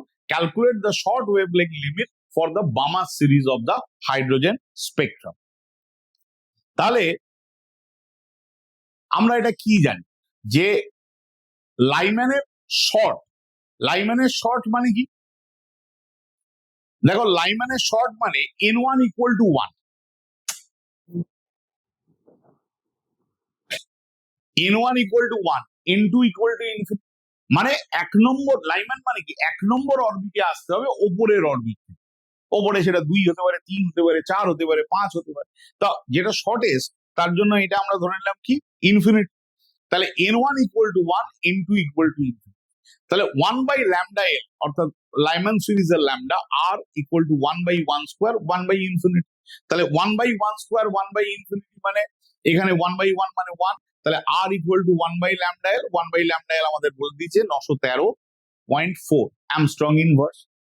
আর বামার সিরিজ, বামার সিরিজে কোথায় হবে, ওপর থেকে সেকেন্ড অরবিটে আসতে হবে। তাহলে n1 equal two 2, n2 equal to infinity. তাহলে ওপর থেকে আসছে, ওপর থেকে আসছে, ওপর থেকে আসছে, কোথায় আসছে, n1 এ আসছে। তাহলে এটা হয়ে যাবে 2 স্কোয়ার 1 বাই ইনফিনিটি।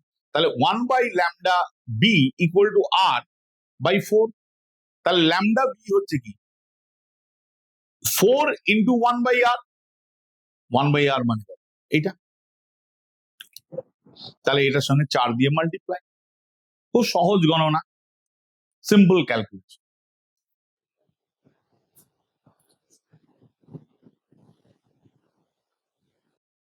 এখানে তোমাদের ইনস্ট্রাকশন কি ছিল, তোমাদের 4টে প্রশ্ন দেওয়া ছিল, তার মধ্যে তোমাদের 2টো প্রশ্ন করতে হবে। দেখো এই প্রশ্নটা অ্যাটমিক ফিজিক্স থেকে ছিল, এই প্রশ্নটাও অ্যাটমিক ফিজিক্স থেকে আছে,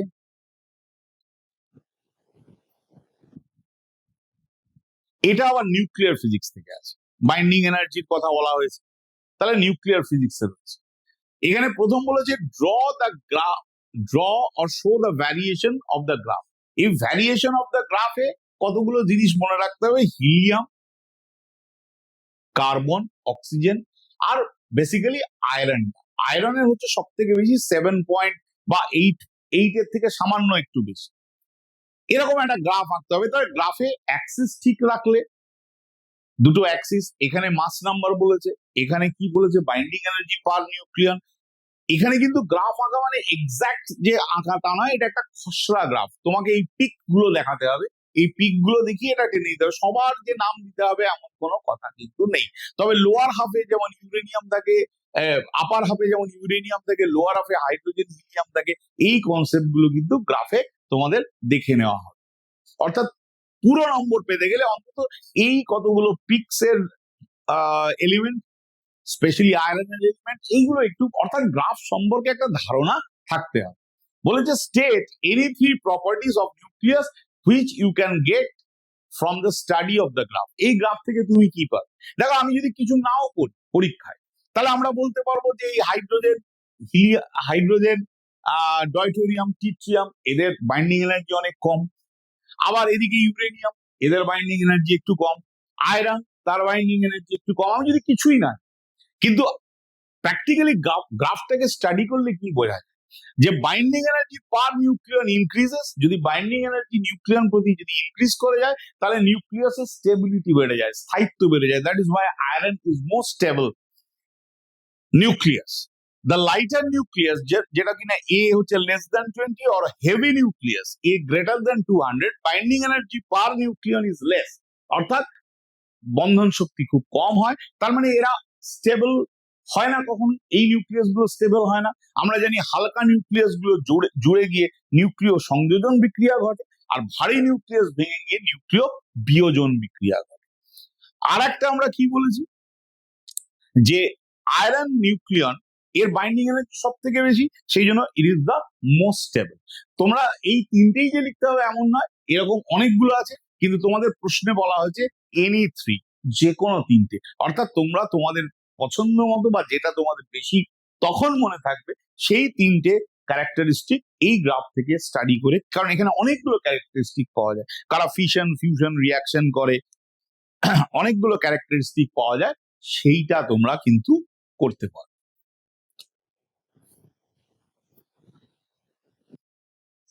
ওকে, next D. Why is the mass of the nucleus always less than the sum of the masses of the constitution? তার মানে একটা নিউক্লিয়াসের মধ্যে কি থাকে, নিউট্রন আর প্রোটন থাকে।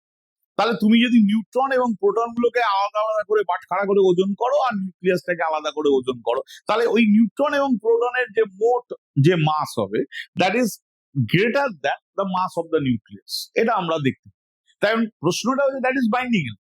কিন্তু প্রশ্নটা হচ্ছে যে কেন এটা হয় না, কারণ এই যে মাস ডিফারেন্সটা হয়, mass difference is some equivalent energy, এবং ওই ইকুইভ্যালেন্ট এনার্জিটা লাগে কিসের জন্য না নিউক্লিয়াসটাকে ফর্ম করার জন্য।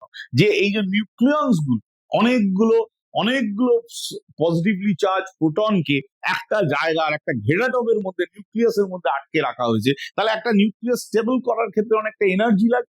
এই এনার্জিটা কোথা থেকে পাবে?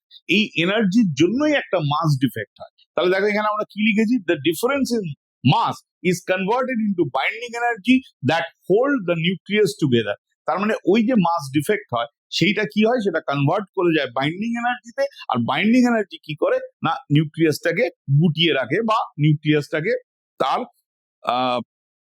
নিউক্লিয়াসটার গঠন করতে সাহায্য। এখানে দেখো একটা প্রশ্ন দেওয়া আছে, the half life of A radio active substance is 20 second. Sorry, the half-life of a radioactive substance is 20 seconds. At what time taken by the sample decay by 7/8 of its initial value? মানে কত সময় তা তার প্রাথমিক মানে 7/8 decay করে যাবে। তাহলে দেখো এখানে রিমেনিং পার্ট, কারণ 7/8 তো ক্ষয়ে গেছে, 7/8 তো বিঘটিত হয়ে গেছে, 7/8 এটা তো বিঘটিত হয়ে গেছে। তাহলে আমার কাছে পড়ে রইল কত, 1 - 7/8। এখন আমরা নাম্বার অফ হাফ লাইফ ধরে নিলাম n। তাহলে নাম্বার অফ হাফ লাইফ ধরে নিলে নাম্বার অফ হাফ লাইফ এর ফর্মুলা কি, have to the power n, আর যেটা রিমেনিং পার্ট পড়ে আছে n0/n। তাহলে এখান থেকে আমরা এটা ক্যালকুলেশন করলে n = 3 পাবো, মানে 3টে হাফ লাইফ। এবার হাফ লাইফ কত বলেছি, 20 সেকেন্ড। তাহলে 3টে half life 20 second plus 20 second plus 20 second বা 3 × 20 মানে হচ্ছে 60 সেকেন্ড। ওকে, তাহলে 4টে প্রশ্ন তোমরা পেলে, 4টে প্রশ্ন থেকে 2টো প্রশ্ন পাবে। এবার fifth, answer any one question out of 2 question, মানে এখানেও তোমাদের 2টো প্রশ্ন দেওয়া থাকবে, তোমাদের একটা প্রশ্ন করতে হবে, এবং এই প্রশ্নটা থাকবে তোমাদের communication system. Which is the difference between analogue and digital signal? তাহলে প্রথমত হচ্ছে অ্যানালগ আর ডিজিটাল সিগন্যাল। এই সিগন্যাল ব্যাপারটা কি? সিগন্যাল বেসিক্যালি হচ্ছে আমরা যখন বলি ভয়েস সিগন্যাল, মেসেজ সিগন্যাল, এই যে সিগন্যাল কথাটা আসছে, সিগন্যাল অ্যাকচুয়ালি কি, যে variation of potential difference with respect to time. Variation of potential difference with respect to time, that is called signal. Actually একটা ইলেকট্রিক ফিল্ড, আমরা যে কোনো, ধরো আমরা যে কথা বলছি, তোমরা এই কথাটা শুনতে পাচ্ছ, তাহলে আমার কথাটা কিসে কনভার্ট হয়ে যাচ্ছে, ইলেকট্রিক্যাল পালস সিগন্যালে কনভার্ট হয়ে যাচ্ছে। পরে আবার যখন তোমরা শুনতে পাচ্ছ, তার মানে একটা মডুলেটর আছে, একটা ডিমডুলেটর আছে। মডুলেটর কি করছে না, মডুলেটর, ট্রান্সডিউসার এগুলো রয়েছে। তোমরা দেখবে এই পার্টটা নিশ্চয়ই পড়েছো, কমিউনিকেশনের বিভিন্ন যে অংশগুলো আছে, এই অংশগুলোই কিন্তু তোমাদের সিলেবাসে আছে। ডাইপোল অ্যান্টেনা আছে, আর 3 ধরনের প্রোপাগেশন আছে, AM আর FM কাকে বলে। অর্থাৎ বেসিক, খুব বইতেও যদি অনেক ডিটেলস কিছু থাকে, তোমরা কিন্তু পর্ষদ অনুমোদিত সিলেবাসের টপিকগুলোই পড়বে। তো যাই হোক, সেটা যেমন হলো, তো এখানে এই যে সিগন্যাল মানে কি, ভ্যারিয়েশন অফ ইলেকট্রিক ফিল্ড বা electric potential with respect to the time. তাহলে বলছে the variation of voltage with time is called signal. Signal 2 রকমের হয়, একটা হচ্ছে অ্যানালগ। অ্যানালগ মানে কি, অ্যানালগ মানে কন্টিনিউয়াস। অ্যানালগ মানে কন্টিনিউয়াস, দেখো কন্টিনিউয়াস, ওর কোনো থামা ব্যাপার নেই। কিন্তু ডিজিটাল মানে হচ্ছে, ডিজিটাল থমকে থমকে চলে, মানে সেটা হচ্ছে কি কন্টিনিউয়াস নয়, ডিসক্রিট। এই জন্য ডিজিটাল সিগন্যালকে বলা হয় ডিসক্রিট সিগন্যাল। তাহলে অ্যানালগ সিগন্যাল কি কন্টিনিউয়াস, আর ডিজিটাল সিগন্যাল কি ডিসক্রিট। এখানে বলেছে name a device which can modulate and demodulate. The modulate and demodulate is modem. আজকের দিনে আমাদের সবার কাছে যে মোবাইলটি আছে সেই মোবাইলটিও কিন্তু একটা মডেম, কারণ এখানে ডেটা যেমন ইনপুট বা আপলোড হয় তেমনি ডাউনলোড হয়। আমরা অনেক সময় কোনো কিছু গান বা ছবি ডাউনলোড করি, আবার কিন্তু কোনো কিছু আপলোড করি। ধরো ফেসবুক, যেমন ফেসবুক বা সোশ্যাল মিডিয়ায় আমরা যখন কোনো ছবি বা কোনো ভিডিও বা কোনো ছবি আঁকা যা কিছু আপলোড করছি, দ্যাট ইজ আপলোড। আবার ডাউনলোডও আমরা করি। তাহলে আপলোড এবং ডাউনলোড একসঙ্গে হয়, অর্থাৎ মডুলেশন এবং ডিমডুলেশন একসঙ্গে হয়। সেই জন্য আমাদের হাতের মোবাইল ফোনটিও একটা কিন্তু মোডেম, অর্থাৎ বেসিক ফ্যাক্টর। বা যাদের বাড়িতে ওয়াইফাই আছে বা ইন্টারনেট কানেকশন আছে, তোমরা জানো ব্রডব্যান্ড কানেকশন আছে, সেখানে ওয়াইফাই যে জায়গাটা এসে লাগে সেই জিনিসটাকে বলে মোডেম। কারণ ও একসঙ্গে এই কাজটা করে, একসঙ্গে কিন্তু মডিউলেটও করে আবার ডিমডিউলেটও করে। সুতরাং এটাও জেনে রাখা দরকার যে তোমার একটা সব থেকে সহজ মোডেমের এক্সাম্পল হচ্ছে আমরা আজকাল যে মোবাইল ফোন, মানে যেটা ওই টেপা ফোন, যেটাকে আমরা কলোকাল ল্যাঙ্গুয়েজে টেপা ফোন বলি, অর্থাৎ স্মার্টফোন নয়, আনস্মার্টফোন। তো সেটা কিন্তু মোডেম নয়, বাট আমরা যে ফোনগুলো আজকাল ইউজ করি, যেগুলোকে স্মার্টফোন বলে, সেগুলো কিন্তু সবাই মোডেম। চলো আমরা পরের প্রশ্ন চলে যাই। Distinguish between amplitude modulation and frequency modulation, বিস্তার মডুলেশন এবং কম্পাঙ্ক মডুলেশন। এখন এই মডুলেশন জিনিসটা কি? মডুলেশন জিনিসটা হচ্ছে যে নর্মাল যে সিগন্যাল, এই সিগন্যালটা কি হয়, তার স্ট্রেংথ কম হয়, তাকে বহন করার জন্য কাউকে একটা লাগে, কারোর উপর ভর করে ও যায়। This is called carrier. এবার এই কেরিয়ার ওয়েভ আর সিগন্যাল ওয়েভের মধ্যে একটা সম্পর্ক আছে। কি সম্পর্ক আছে না, এরকম হতে পারে যে কেরিয়ার ওয়েভ আর যে সিগন্যাল ওয়েভ এরা কিভাবে পরস্পর সম্পর্কিত।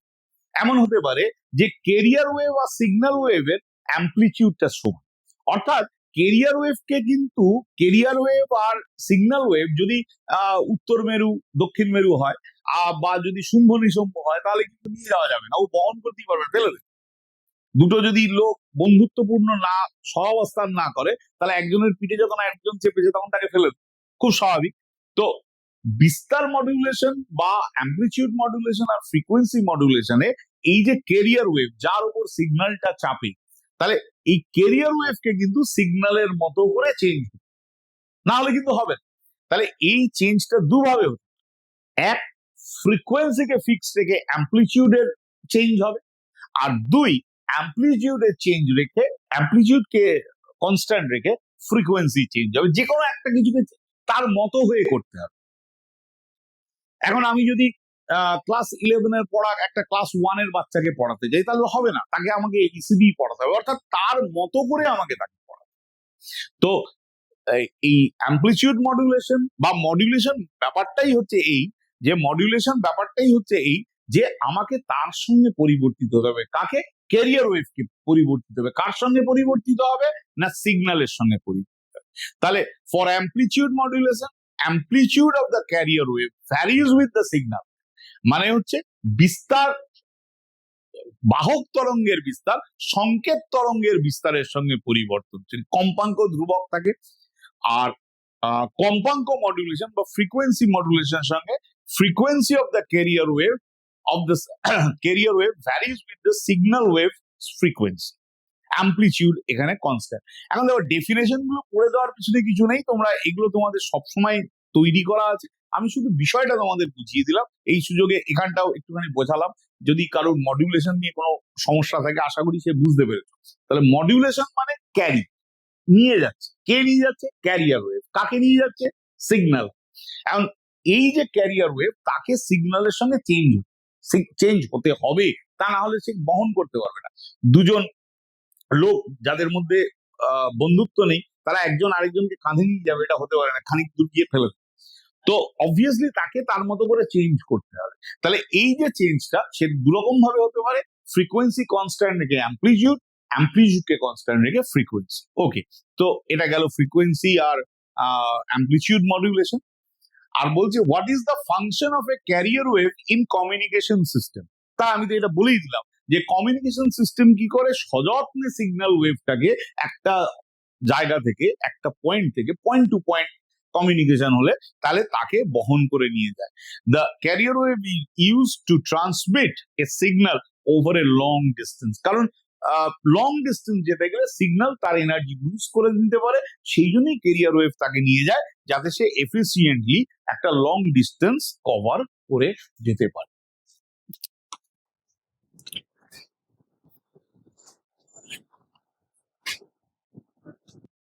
এইবার 6 নম্বর প্রশ্ন, এখানেও তোমাদের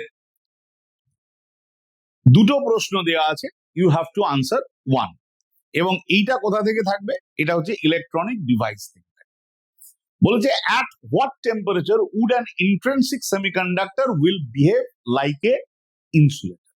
আমরা জানি কি যে সেমিকন্ডাক্টর উচ্চ উষ্ণতায় বা হায়ার টেম্পারেচারে কন্ডাক্টর, কিন্তু লোয়ার টেম্পারেচারে এ হচ্ছে insulator. The higher temperature, even at the room temperature, and a semiconductor will behave like a conductor.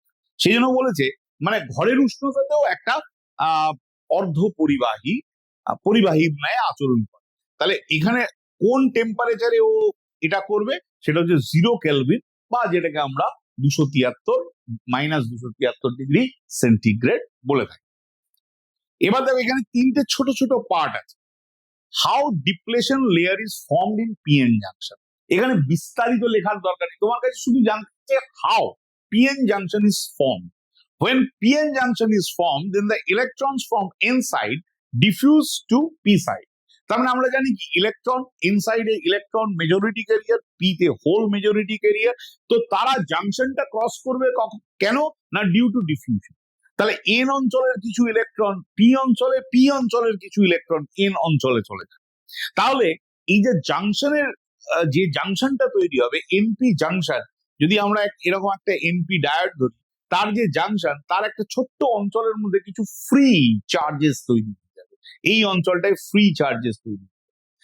এই যে ফ্রি চার্জেস তৈরি হয়ে গেল, এই যে ফ্রি চার্জেস তৈরি হলো, তার মানে কি হলো না এখানে এটা যদি এন হয় আর এটা যদি পি হয়, এখানে তো এন তার তো ডেফিসিয়েন্ট, তার ডেন্সিটি বেশি ছিল, সে চলে গেল এইদিকে, আর হোল সে চলে গেল এইদিকে। তার মানে অবভিয়াসলি ইলেকট্রন এখানে বেশি ছিল, সেখান থেকে ইলেকট্রন নিয়ে নিয়েছে, এখানে ইলেকট্রন কম ছিল, তাকে ইলেকট্রন দিয়ে দিয়েছি। তার মানে এই যে মাঝখানের রিজিয়নটা, এই রিজিয়নটা নিউট্রাল রিজিয়ন। নিউট্রাল মানে উদাসীন, এই অঞ্চলটাকে আমরা ডিপ্লেশন রিজিয়ন। তাহলে আমরা কি বলছি, electron from N region diffuse to P side and holes from P side diffuse to N side. ব্যাপনের জন্য ইলেকট্রন আর হোলের এক্সচেঞ্জ হলো। This create the depletion region near the junction. তাহলে প্রথম পার্টটা আমাদের কিন্তু হয়ে গেল। সেকেন্ড পার্টটাই কি বলছে, explain the term barrier potential from that idea. The fixed positive and negative আয়ন্স on either side. তার মানে কি হলো, যখন আমরা বললাম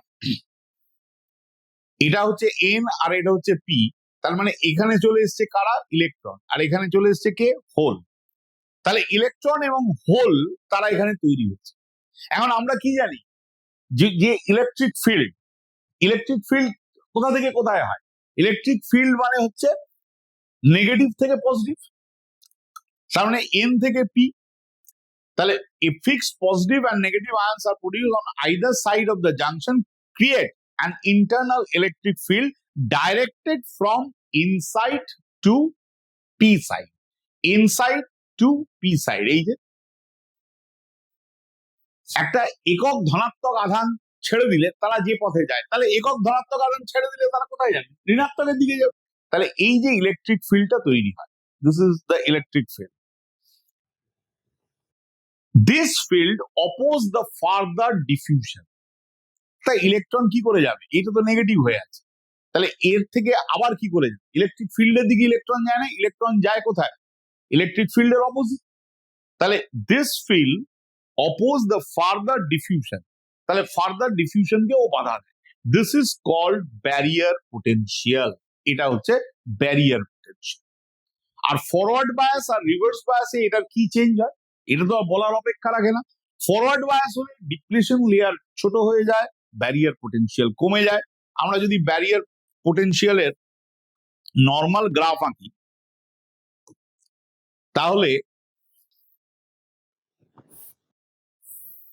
এ যদি হয় ভিবি, তাহলে ফরওয়ার্ড বায়াস দিলে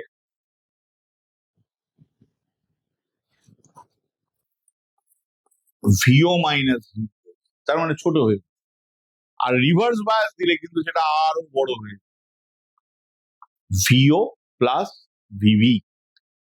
তার মানে ডিপ্লেশন রিজিয়ন বেড়ে যায়, ডিপ্লেশন রিজিয়ন কমে যায়। এটা তোমাদের ভেরি ওয়েল নোন ফর্মুলা। তার মানে আমি বলছি এই প্রশ্নগুলো এরকম ভাগে ভাগে থাকতে পারে, কিন্তু তোমাকে হয়তো লিখতে হচ্ছে কিন্তু এইটা লিখতে হচ্ছে, এইটা লিখতে, মানে সর্বসাফল্যে 3টে লাইন লিখতে হচ্ছে।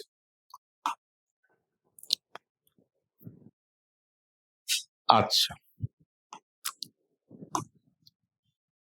এটাও সেমিকন্ডাক্টর।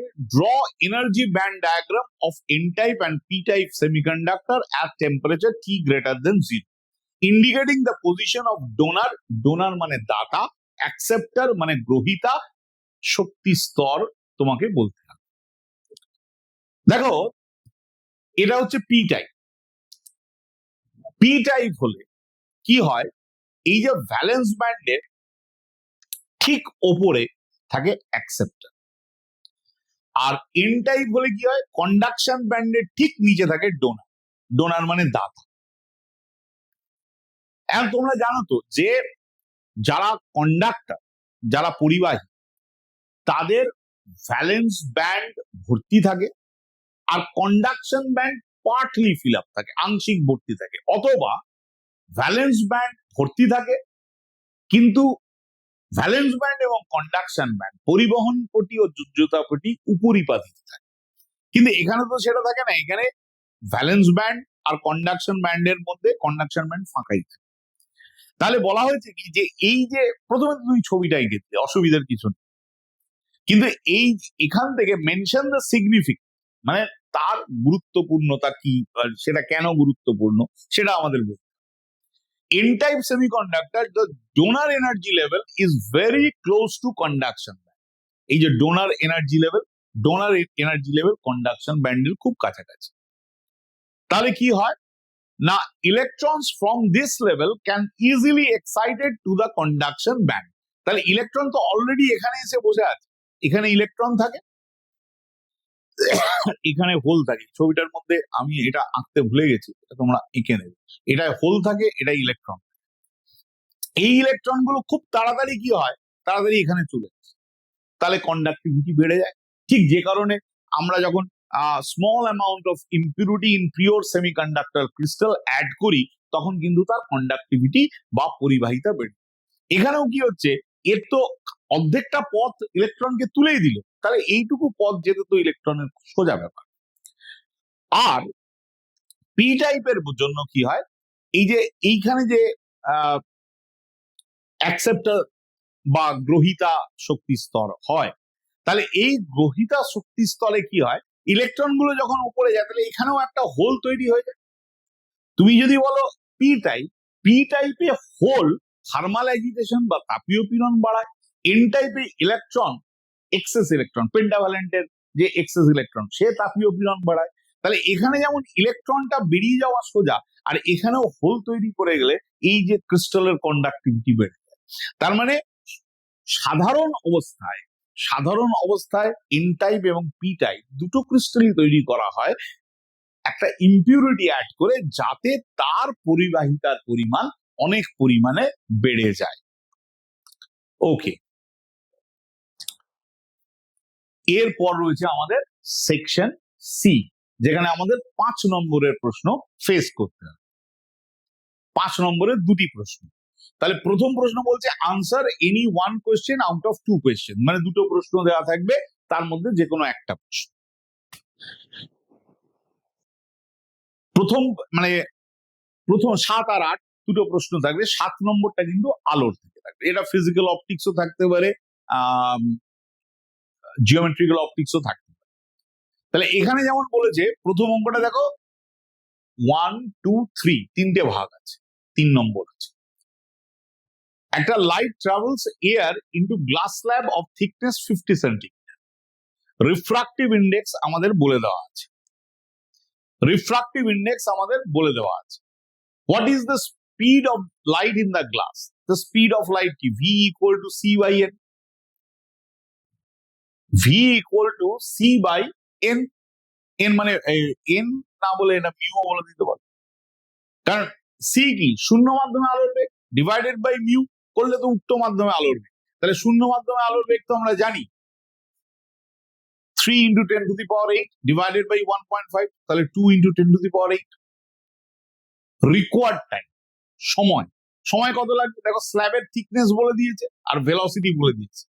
তাহলে এই সেন্টিমিটারটাকে মিটার করলাম, তাহলে এত সেকেন্ড। অপটিক্যাল পাথ, তোমরা জানো optical path equal to mu into geometrical path. মানে জ্যামিতিক পাথের সঙ্গে মিউ গুণ করতে হবে অপটিক্যাল পাথে যেতে গেলে। তাহলে জ্যামিতিক পাথ কি, স্ল্যাবের থিকনেস, তাহলে তার সঙ্গে মিউ গুণ করলাম, দেখো স্ল্যাবের থিকনেস কত এত, তার সঙ্গে মিউ গুণ করেছি, তাহলে এইটা হয়ে গেল অপটিক্যাল পাথ। ফাইন। এবার বলেছে কি, কনসিডার এ রে of light incident from air অনটু A slab of glass refractive index n of width t at an angle theta, so that the lateral shift of the incident emergent ray for small value of theta is delta equal to t theta 1 minus 1 by n. Okay. এখানে lateral ডিসপ্লেসমেন্টের যদি তুমি বড় একটা calculation যেগুলো বইতে থাকে ওটা করার কোনো দরকার নেই। দেখো তুমি ছবিটা আঁকো, ছবিটা আঁকলেই তোমার অনেক আইডিয়া হয়েছে। এটা থিটা, এটা r1, এটা r2, এটা থিটা, তুমি এটাকে i1, কোনো অসুবিধা নেই। এখন আমরা জানি কি যে প্যারালাল গ্লাস স্ল্যাব হলে এই অ্যাঙ্গেলটা i1 আর i2 সমান হয় আর r1 আর r2 সমান।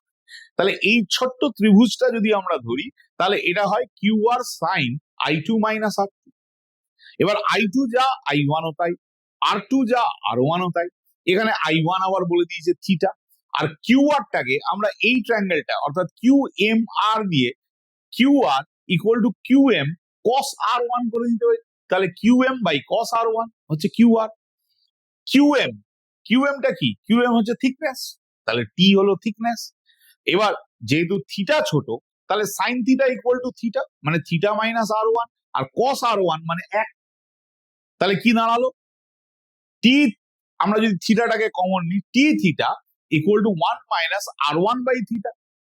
আবার দেখো এই যে রিফ্রাকশন হচ্ছে, এটা i1 এটা r1, sign i1 by sine r1 মানে sine theta by sine r1 equal to mu, বা যেটা আমাদের প্রশ্নে n বলে দেওয়া আছে। তাহলে theta by r1 equal to n। তাহলে এবার থিটা বাই r1 মানে হচ্ছে n, এই যে থিটা বাই r1 n মানে হচ্ছে r1 বাই থিটা মানে 1 বাই n। দেখো আমি করার সময় nটাকে মিউ করেছি 1 বাই n, এটা এমন কিছু, এটা দেখে নিও। তাহলে আমি বলছি ডিটেল ক্যালকুলেশন না, অনেকে হয়তো ভাববে যে এই ক্যালকুলেশনটা দিয়েছে মানে অনেক বড় ক্যালকুলেশন করতে হবে, না, এই ছবি থেকেই তুমি দেখো এই ছোট্ট স্টেপে আমি ক্যালকুলেশনে চলি। ওকে, নেক্সট, এটা তো লাইটের আরেকটা প্রশ্ন। A convex lens is dipped in a liquid whose refractive index is equal to the refractive index of the lens. How the focal length will change? তাহলে focal length will change মানে কি, আমরা তো জানি 1 by f equal to mu 2 1 minus 1 1 by r1 minus 1 by r2 লেখা যায়। তাহলে এখানে আমরা এখানে বলছি mu 1, তার মানে এটা কি mu 2 by mu 1। এখন এই mu 2 আর mu 1 দুটো মিউ সমান, minus 1 1 by r, 1 by capital R 1 by small r, r1 r2 ও তোমরা ধরতে পারো, কিন্তু বেসিক্যালি এই জায়গাটা তো জিরো। তাহলে এই জায়গা জিরো মানে 1 by f0, তাহলে 1 by f0 মানে f ইকুয়াল টু কি দাঁড়ালো, ইনফিনিটি। তাহলে f ইকুয়াল টু কি দাঁড়ালো, f ইকুয়াল টু দাঁড়ালো ইনফিনিটি। ওকে, পরের part, an object 5 millimeter high is at a distance 15 centimeter from a convex lens of focal length 10 centimeter. A second convex lens focal length 5 centimeter is placed 40 centimeter from the first lens and 55 centimeter from the object. Find the object position, image, তাহলে আমরা এই জাতীয় প্রশ্ন যখন solve করবো মোটামুটি একটা rough diagram আঁকার চেষ্টা করবো, কিন্তু প্রথমেই আগে এঁকে নেওয়ার চেষ্টা করবো না যে আঁকাটা আঁকতে হয় বলে আগে এঁকে নেবো না, অঙ্ক করার সঙ্গে সঙ্গে আমাদের যেমন কি কি ইনফরমেশন আমাদের দিয়েছে যে অবজেক্টটা কোথায় আছে 15 সেন্টিমিটার, তাহলে আগে আমরা এইটুকু ছবি আঁকবো 15 সেন্টিমিটারের অবজেক্ট। আর কি আঁকবো, আর আঁকবো আর একটা কনভেক্স লেন্স 40 সেন্টিমিটার দূরে দেওয়া আছে এবং অবজেক্ট থেকে 55 সেন্টিমিটার, তাহলে মিলে গেল। তো অবজেক্ট থেকে 55 আর এদের দুজনের মধ্যে 40। তাহলে এবার ফার্স্ট লেন্সের জন্য আমরা কি করলাম, ফার্স্ট লেন্সের জন্য U1 আমরা জানি রিয়েল অবজেক্ট, U মাইনাস, আর কনভেক্স লেন্স মানে প্লাস। সো এখানে আমরা যদি ভ্যালু বসাই 1/V1 minus 1/U1 equal to 1/F1। So calculate করলে আমরা পেলাম +30। ওকে, +30 মানে রিয়েল ইমেজ। তার মানে এই ডিস্টেন্সটা ছিল 40, তাহলে ও তৈরি হলো কোথায়, এখানে। তার মানে এই ডিস্টেন্সটা কত দাঁড়াবে, এই ডিস্টেন্সটা তো 30, তাহলে এইটুকু ডিস্টেন্স কত দাঁড়াবে 10। তার মানে এই সেকেন্ড লেন্সে যখন রিফ্রাকশন হচ্ছে তখন এ হচ্ছে এর কাছে অবজেক্ট, তাহলে সেকেন্ড লেন্সে এটাও অবভিয়াসলি রিয়েল অবজেক্ট কারণ ও তো রিয়েল ইমেজ তৈরি করেছে, so it will behave as a real object. তাহলে U2 equal to -40 - 30 equal to -10 centimetre, আর F2 হচ্ছে 5 সেন্টিমিটার কারণ এর ফোকাল লেন্থ 5 সেন্টিমিটার বলে দেওয়া হয়েছে। তাহলে আবার সেই একই formula 1/V2 minus 1/U2 equal 1/F2 calculation করলে পেলাম আমরা পেলাম আমরা V2 ইকুয়াল টু 10 সেন্টিমিটার। তার মানে V2 কোথায় 10 সেন্টিমিটার, এইখানে। তাহলে তোমার অঙ্কও শেষ হয়ে গেল, ছবি আঁকাও শেষ হয়ে গেল। তাহলে এইরকম ভাবে যদি অঙ্ক করো তাহলে কিন্তু অপটিক্স বা lens combination, specially lens combination, lens and mirror combination, এই অঙ্কগুলো কিন্তু কম্পারেটিভলি তোমাদের কাছে অনেক ইজি হবে। এটা কনফিউশন, কোনটাকে প্লাস ধরবো কোনটাকে মাইনাস ধরবো কেন ধরবো, এই প্রশ্নের উত্তরগুলো তোমাদের আসবে। তাহলে দেখো final image will form 10 centimetre from the second lens. আমি আগেও একবার এই প্রশ্ন সলভ করার সময় একবার বলেছিলাম যে যখন ভি পজিটিভ তাহলে ইমেজ হচ্ছে রিয়েল, আর magnification M equal to I/O। যেহেতু এখানে দুটো অপটিক্যাল প্রসেস, দুটো রিফ্রাকশন হচ্ছে M1 ইন্টু M2।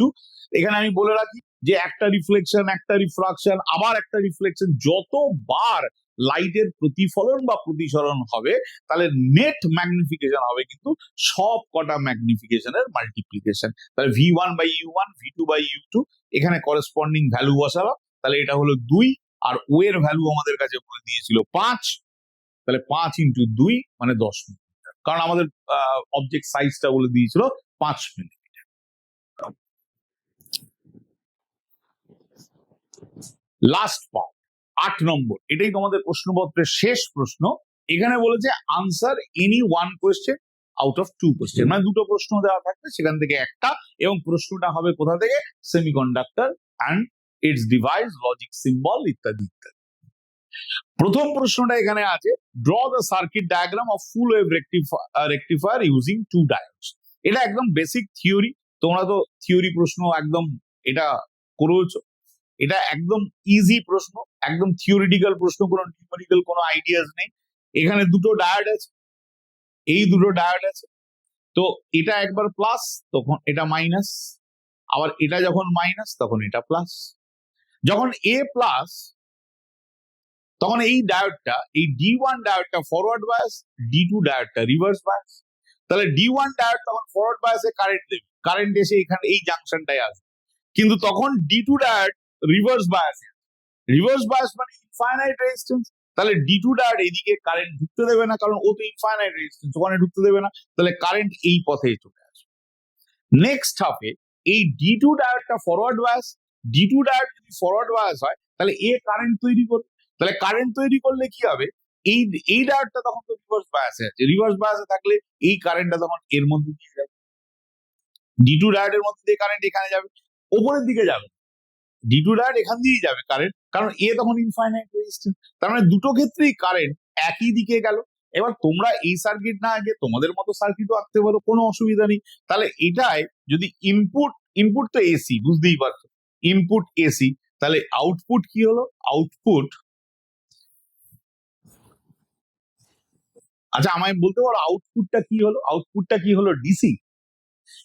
অনেকেরই এটা একটা কনফিউশন থাকে যে এটা হলো এসি আর এটা হলো ডিসি। না, এটা কিন্তু ভুল। ডিসি কিন্তু হয় না, এটা হয় কি ইউনি ডাইরেকশনাল ডাইরেকশনাল কারেন্ট, একমুখী তড়িৎ প্রবাহ। এটা অনেক সময় আহ একটা মিসকনসেপশন তৈরি হয় যে এটা এসি থেকে ডিসি হয়। নো, এসি থেকে ডিসি হয় না। ডিসি মানে কনস্ট্যান্ট কারেন্ট, যেখানে গ্রাফটা হবে স্ট্রেট লাইন। এখানে এসি থেকে ডিসি হয় না, কারেন্টটা ইউনি ডিরেকশন। বাংলায় দেখবে এই প্রশ্নগুলো লেখা থাকে কি একমুখীকরণ, পূর্ণ তরঙ্গকে একমুখীকরণ, তাহলে সেইটা কি ইউনি ডিরেকশনাল। ওকে, ছোট ছোট জিনিসগুলো এগুলো একটু মাথায় রাখলে কিন্তু আনসার করা যায়। What do you mean by the reverse current in PN junction? এবার আমরা রিভার্স বায়াস জানি, কিন্তু রিভার্স কারেন্ট তো সচরাচর পড়ি না। হঠাৎ এই প্রশ্ন আমার মনে হলো খুব কঠিন। রিভার্স বায়াসে যে কারেন্ট হয় তাকেই রিভার্স কারেন্ট বলে। The reverse current in PN junction diode is the small current that flows when the diode is in reverse bias caused by কে তৈরি করে মাইনরিটি ক্যারিয়ার্স। যার যেখানে মাইনরিটি ক্যারিয়ার্স আছে, এই মাইনরিটি ক্যারিয়ার্সরা রিভার্স বায়াসে একটা স্মল কারেন্ট তৈরি হয়। কারেন্ট তো দু রকমের তৈরি হয়, একটা হচ্ছে কারেন্ট ডিউ টু ড্রিফট আর একটা হচ্ছে কারেন্ট ডিউ টু ড্রিফট আর কারেন্ট ডিউ টু ডিফিউশন। এই কারেন্ট ডিউ টু ডিফিউশনটা অনেক বড়, অনেক বড়, আর ড্রিফট কারেন্টটা অনেক ছোট হয়। ফরওয়ার্ড বায়াসে এটা এতই বড় হয় যে এটার তুলনায় এটাকে আমরা নেগলেক্ট করে দিই, এটাকে জিরো করে দিই। কিন্তু রিভার্স বায়াসে এ তো পুরো জিরো, এ থাকেই না। তাহলে এই কারেন্টটা থাকে, এটা একটা স্মল অ্যামাউন্ট অফ কারেন্ট, এটাকে বলা হয় একটা ডায়োডের রিভার্স কারেন্ট।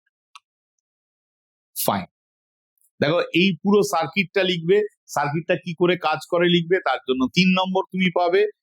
আর এইটা লিখবে, এইটা লিখলে এটা 3 আর 2। এটা অ্যাকচুয়াল পরীক্ষাতে তোমাদের হয়তো আরো খানিকটা ভেঙেও প্রশ্নটা দেয়া হতে পারে।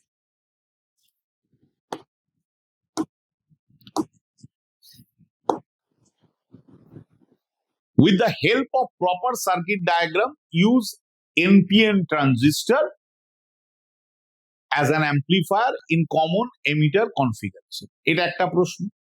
তাহলে কমন এমিটার মানে কি? এই যে কমন এমিটার, কমন এমিটারের মধ্যে এটা হচ্ছে ইনপুট, কমন এমিটার তার মানে এমিটারের সঙ্গে বেস থাকবে। আর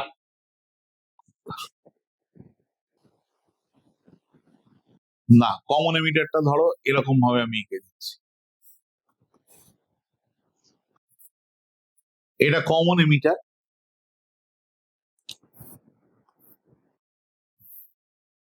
এমিটার সবসময় ফরওয়ার্ড বায়াসে থাকে, এটাও করতে পারো বা এসিও করতে পারো।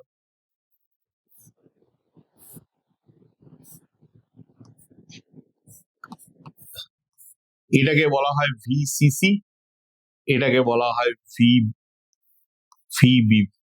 এটা খুব কমন সার্কিট ডায়াগ্রাম, তোমাদের বইতেও আছে। তাহলে কমন এমিটারের সার্কিট ডায়াগ্রাম আর কমন এমিটার কি করে ব্যবহার করা।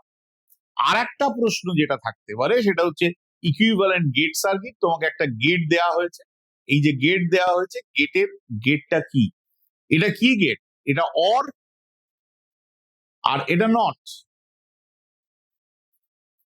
তাহলে দুজনে মিলে আগে নট বসে পরে অর বসে, তাহলে এরা দুজন মিলে হলো নর গেট। নর গেট মানে কি, এটা যদি এ হয়, এটা যদি বি হয়, তাহলে ওয়াই ইকুয়াল টু হবে এ প্লাস বি পজিটিভ, এই এ প্লাস বি কমপ্লিমেন্ট। তাহলে 0 0 হলে এটা 1 1 0 হলে 0। দিস বিট ইজি থিংস, অত্যন্ত সোজা। তাহলে এই গেল আমাদের একটা কমপ্লিট পেপারের সলিউশন, একটা কমপ্লিট পেপার, পুরো পেপারটার আমরা সলিউশন বের করলাম। তাহলে এইরকমই তোমাদের কিন্তু সেমিস্টার 4 এর পুরো প্রশ্ন ফরম্যাটটা কিন্তু এইরকমই হবে, অর্থাৎ 8টা প্রশ্ন, তার মধ্যে 2x মেথডের প্রশ্ন, তার মানে প্রচুর। অথবা তোমরা যদি একটু ভালো করে পড়ো তাহলে কিন্তু অসুবিধা নেই। আর মোটামুটি ভাবে যে বইটা বেরিয়েছে, একটা প্রশ্নে তো সব ধরনের প্রশ্ন দেওয়া সম্ভব নয়, সুতরাং কোয়েশ্চেন ব্যাংকটা যদি প্রপারলি করো আমার মনে হয় প্রত্যেকের পরীক্ষা যথেষ্ট ভালো হবে। যদি সময় পাওয়া যায় তাহলে আরেকটা যে মডেল পেপার তারও সলিউশন তোমাদের করে দেওয়া হবে। Thank you, best of lakh.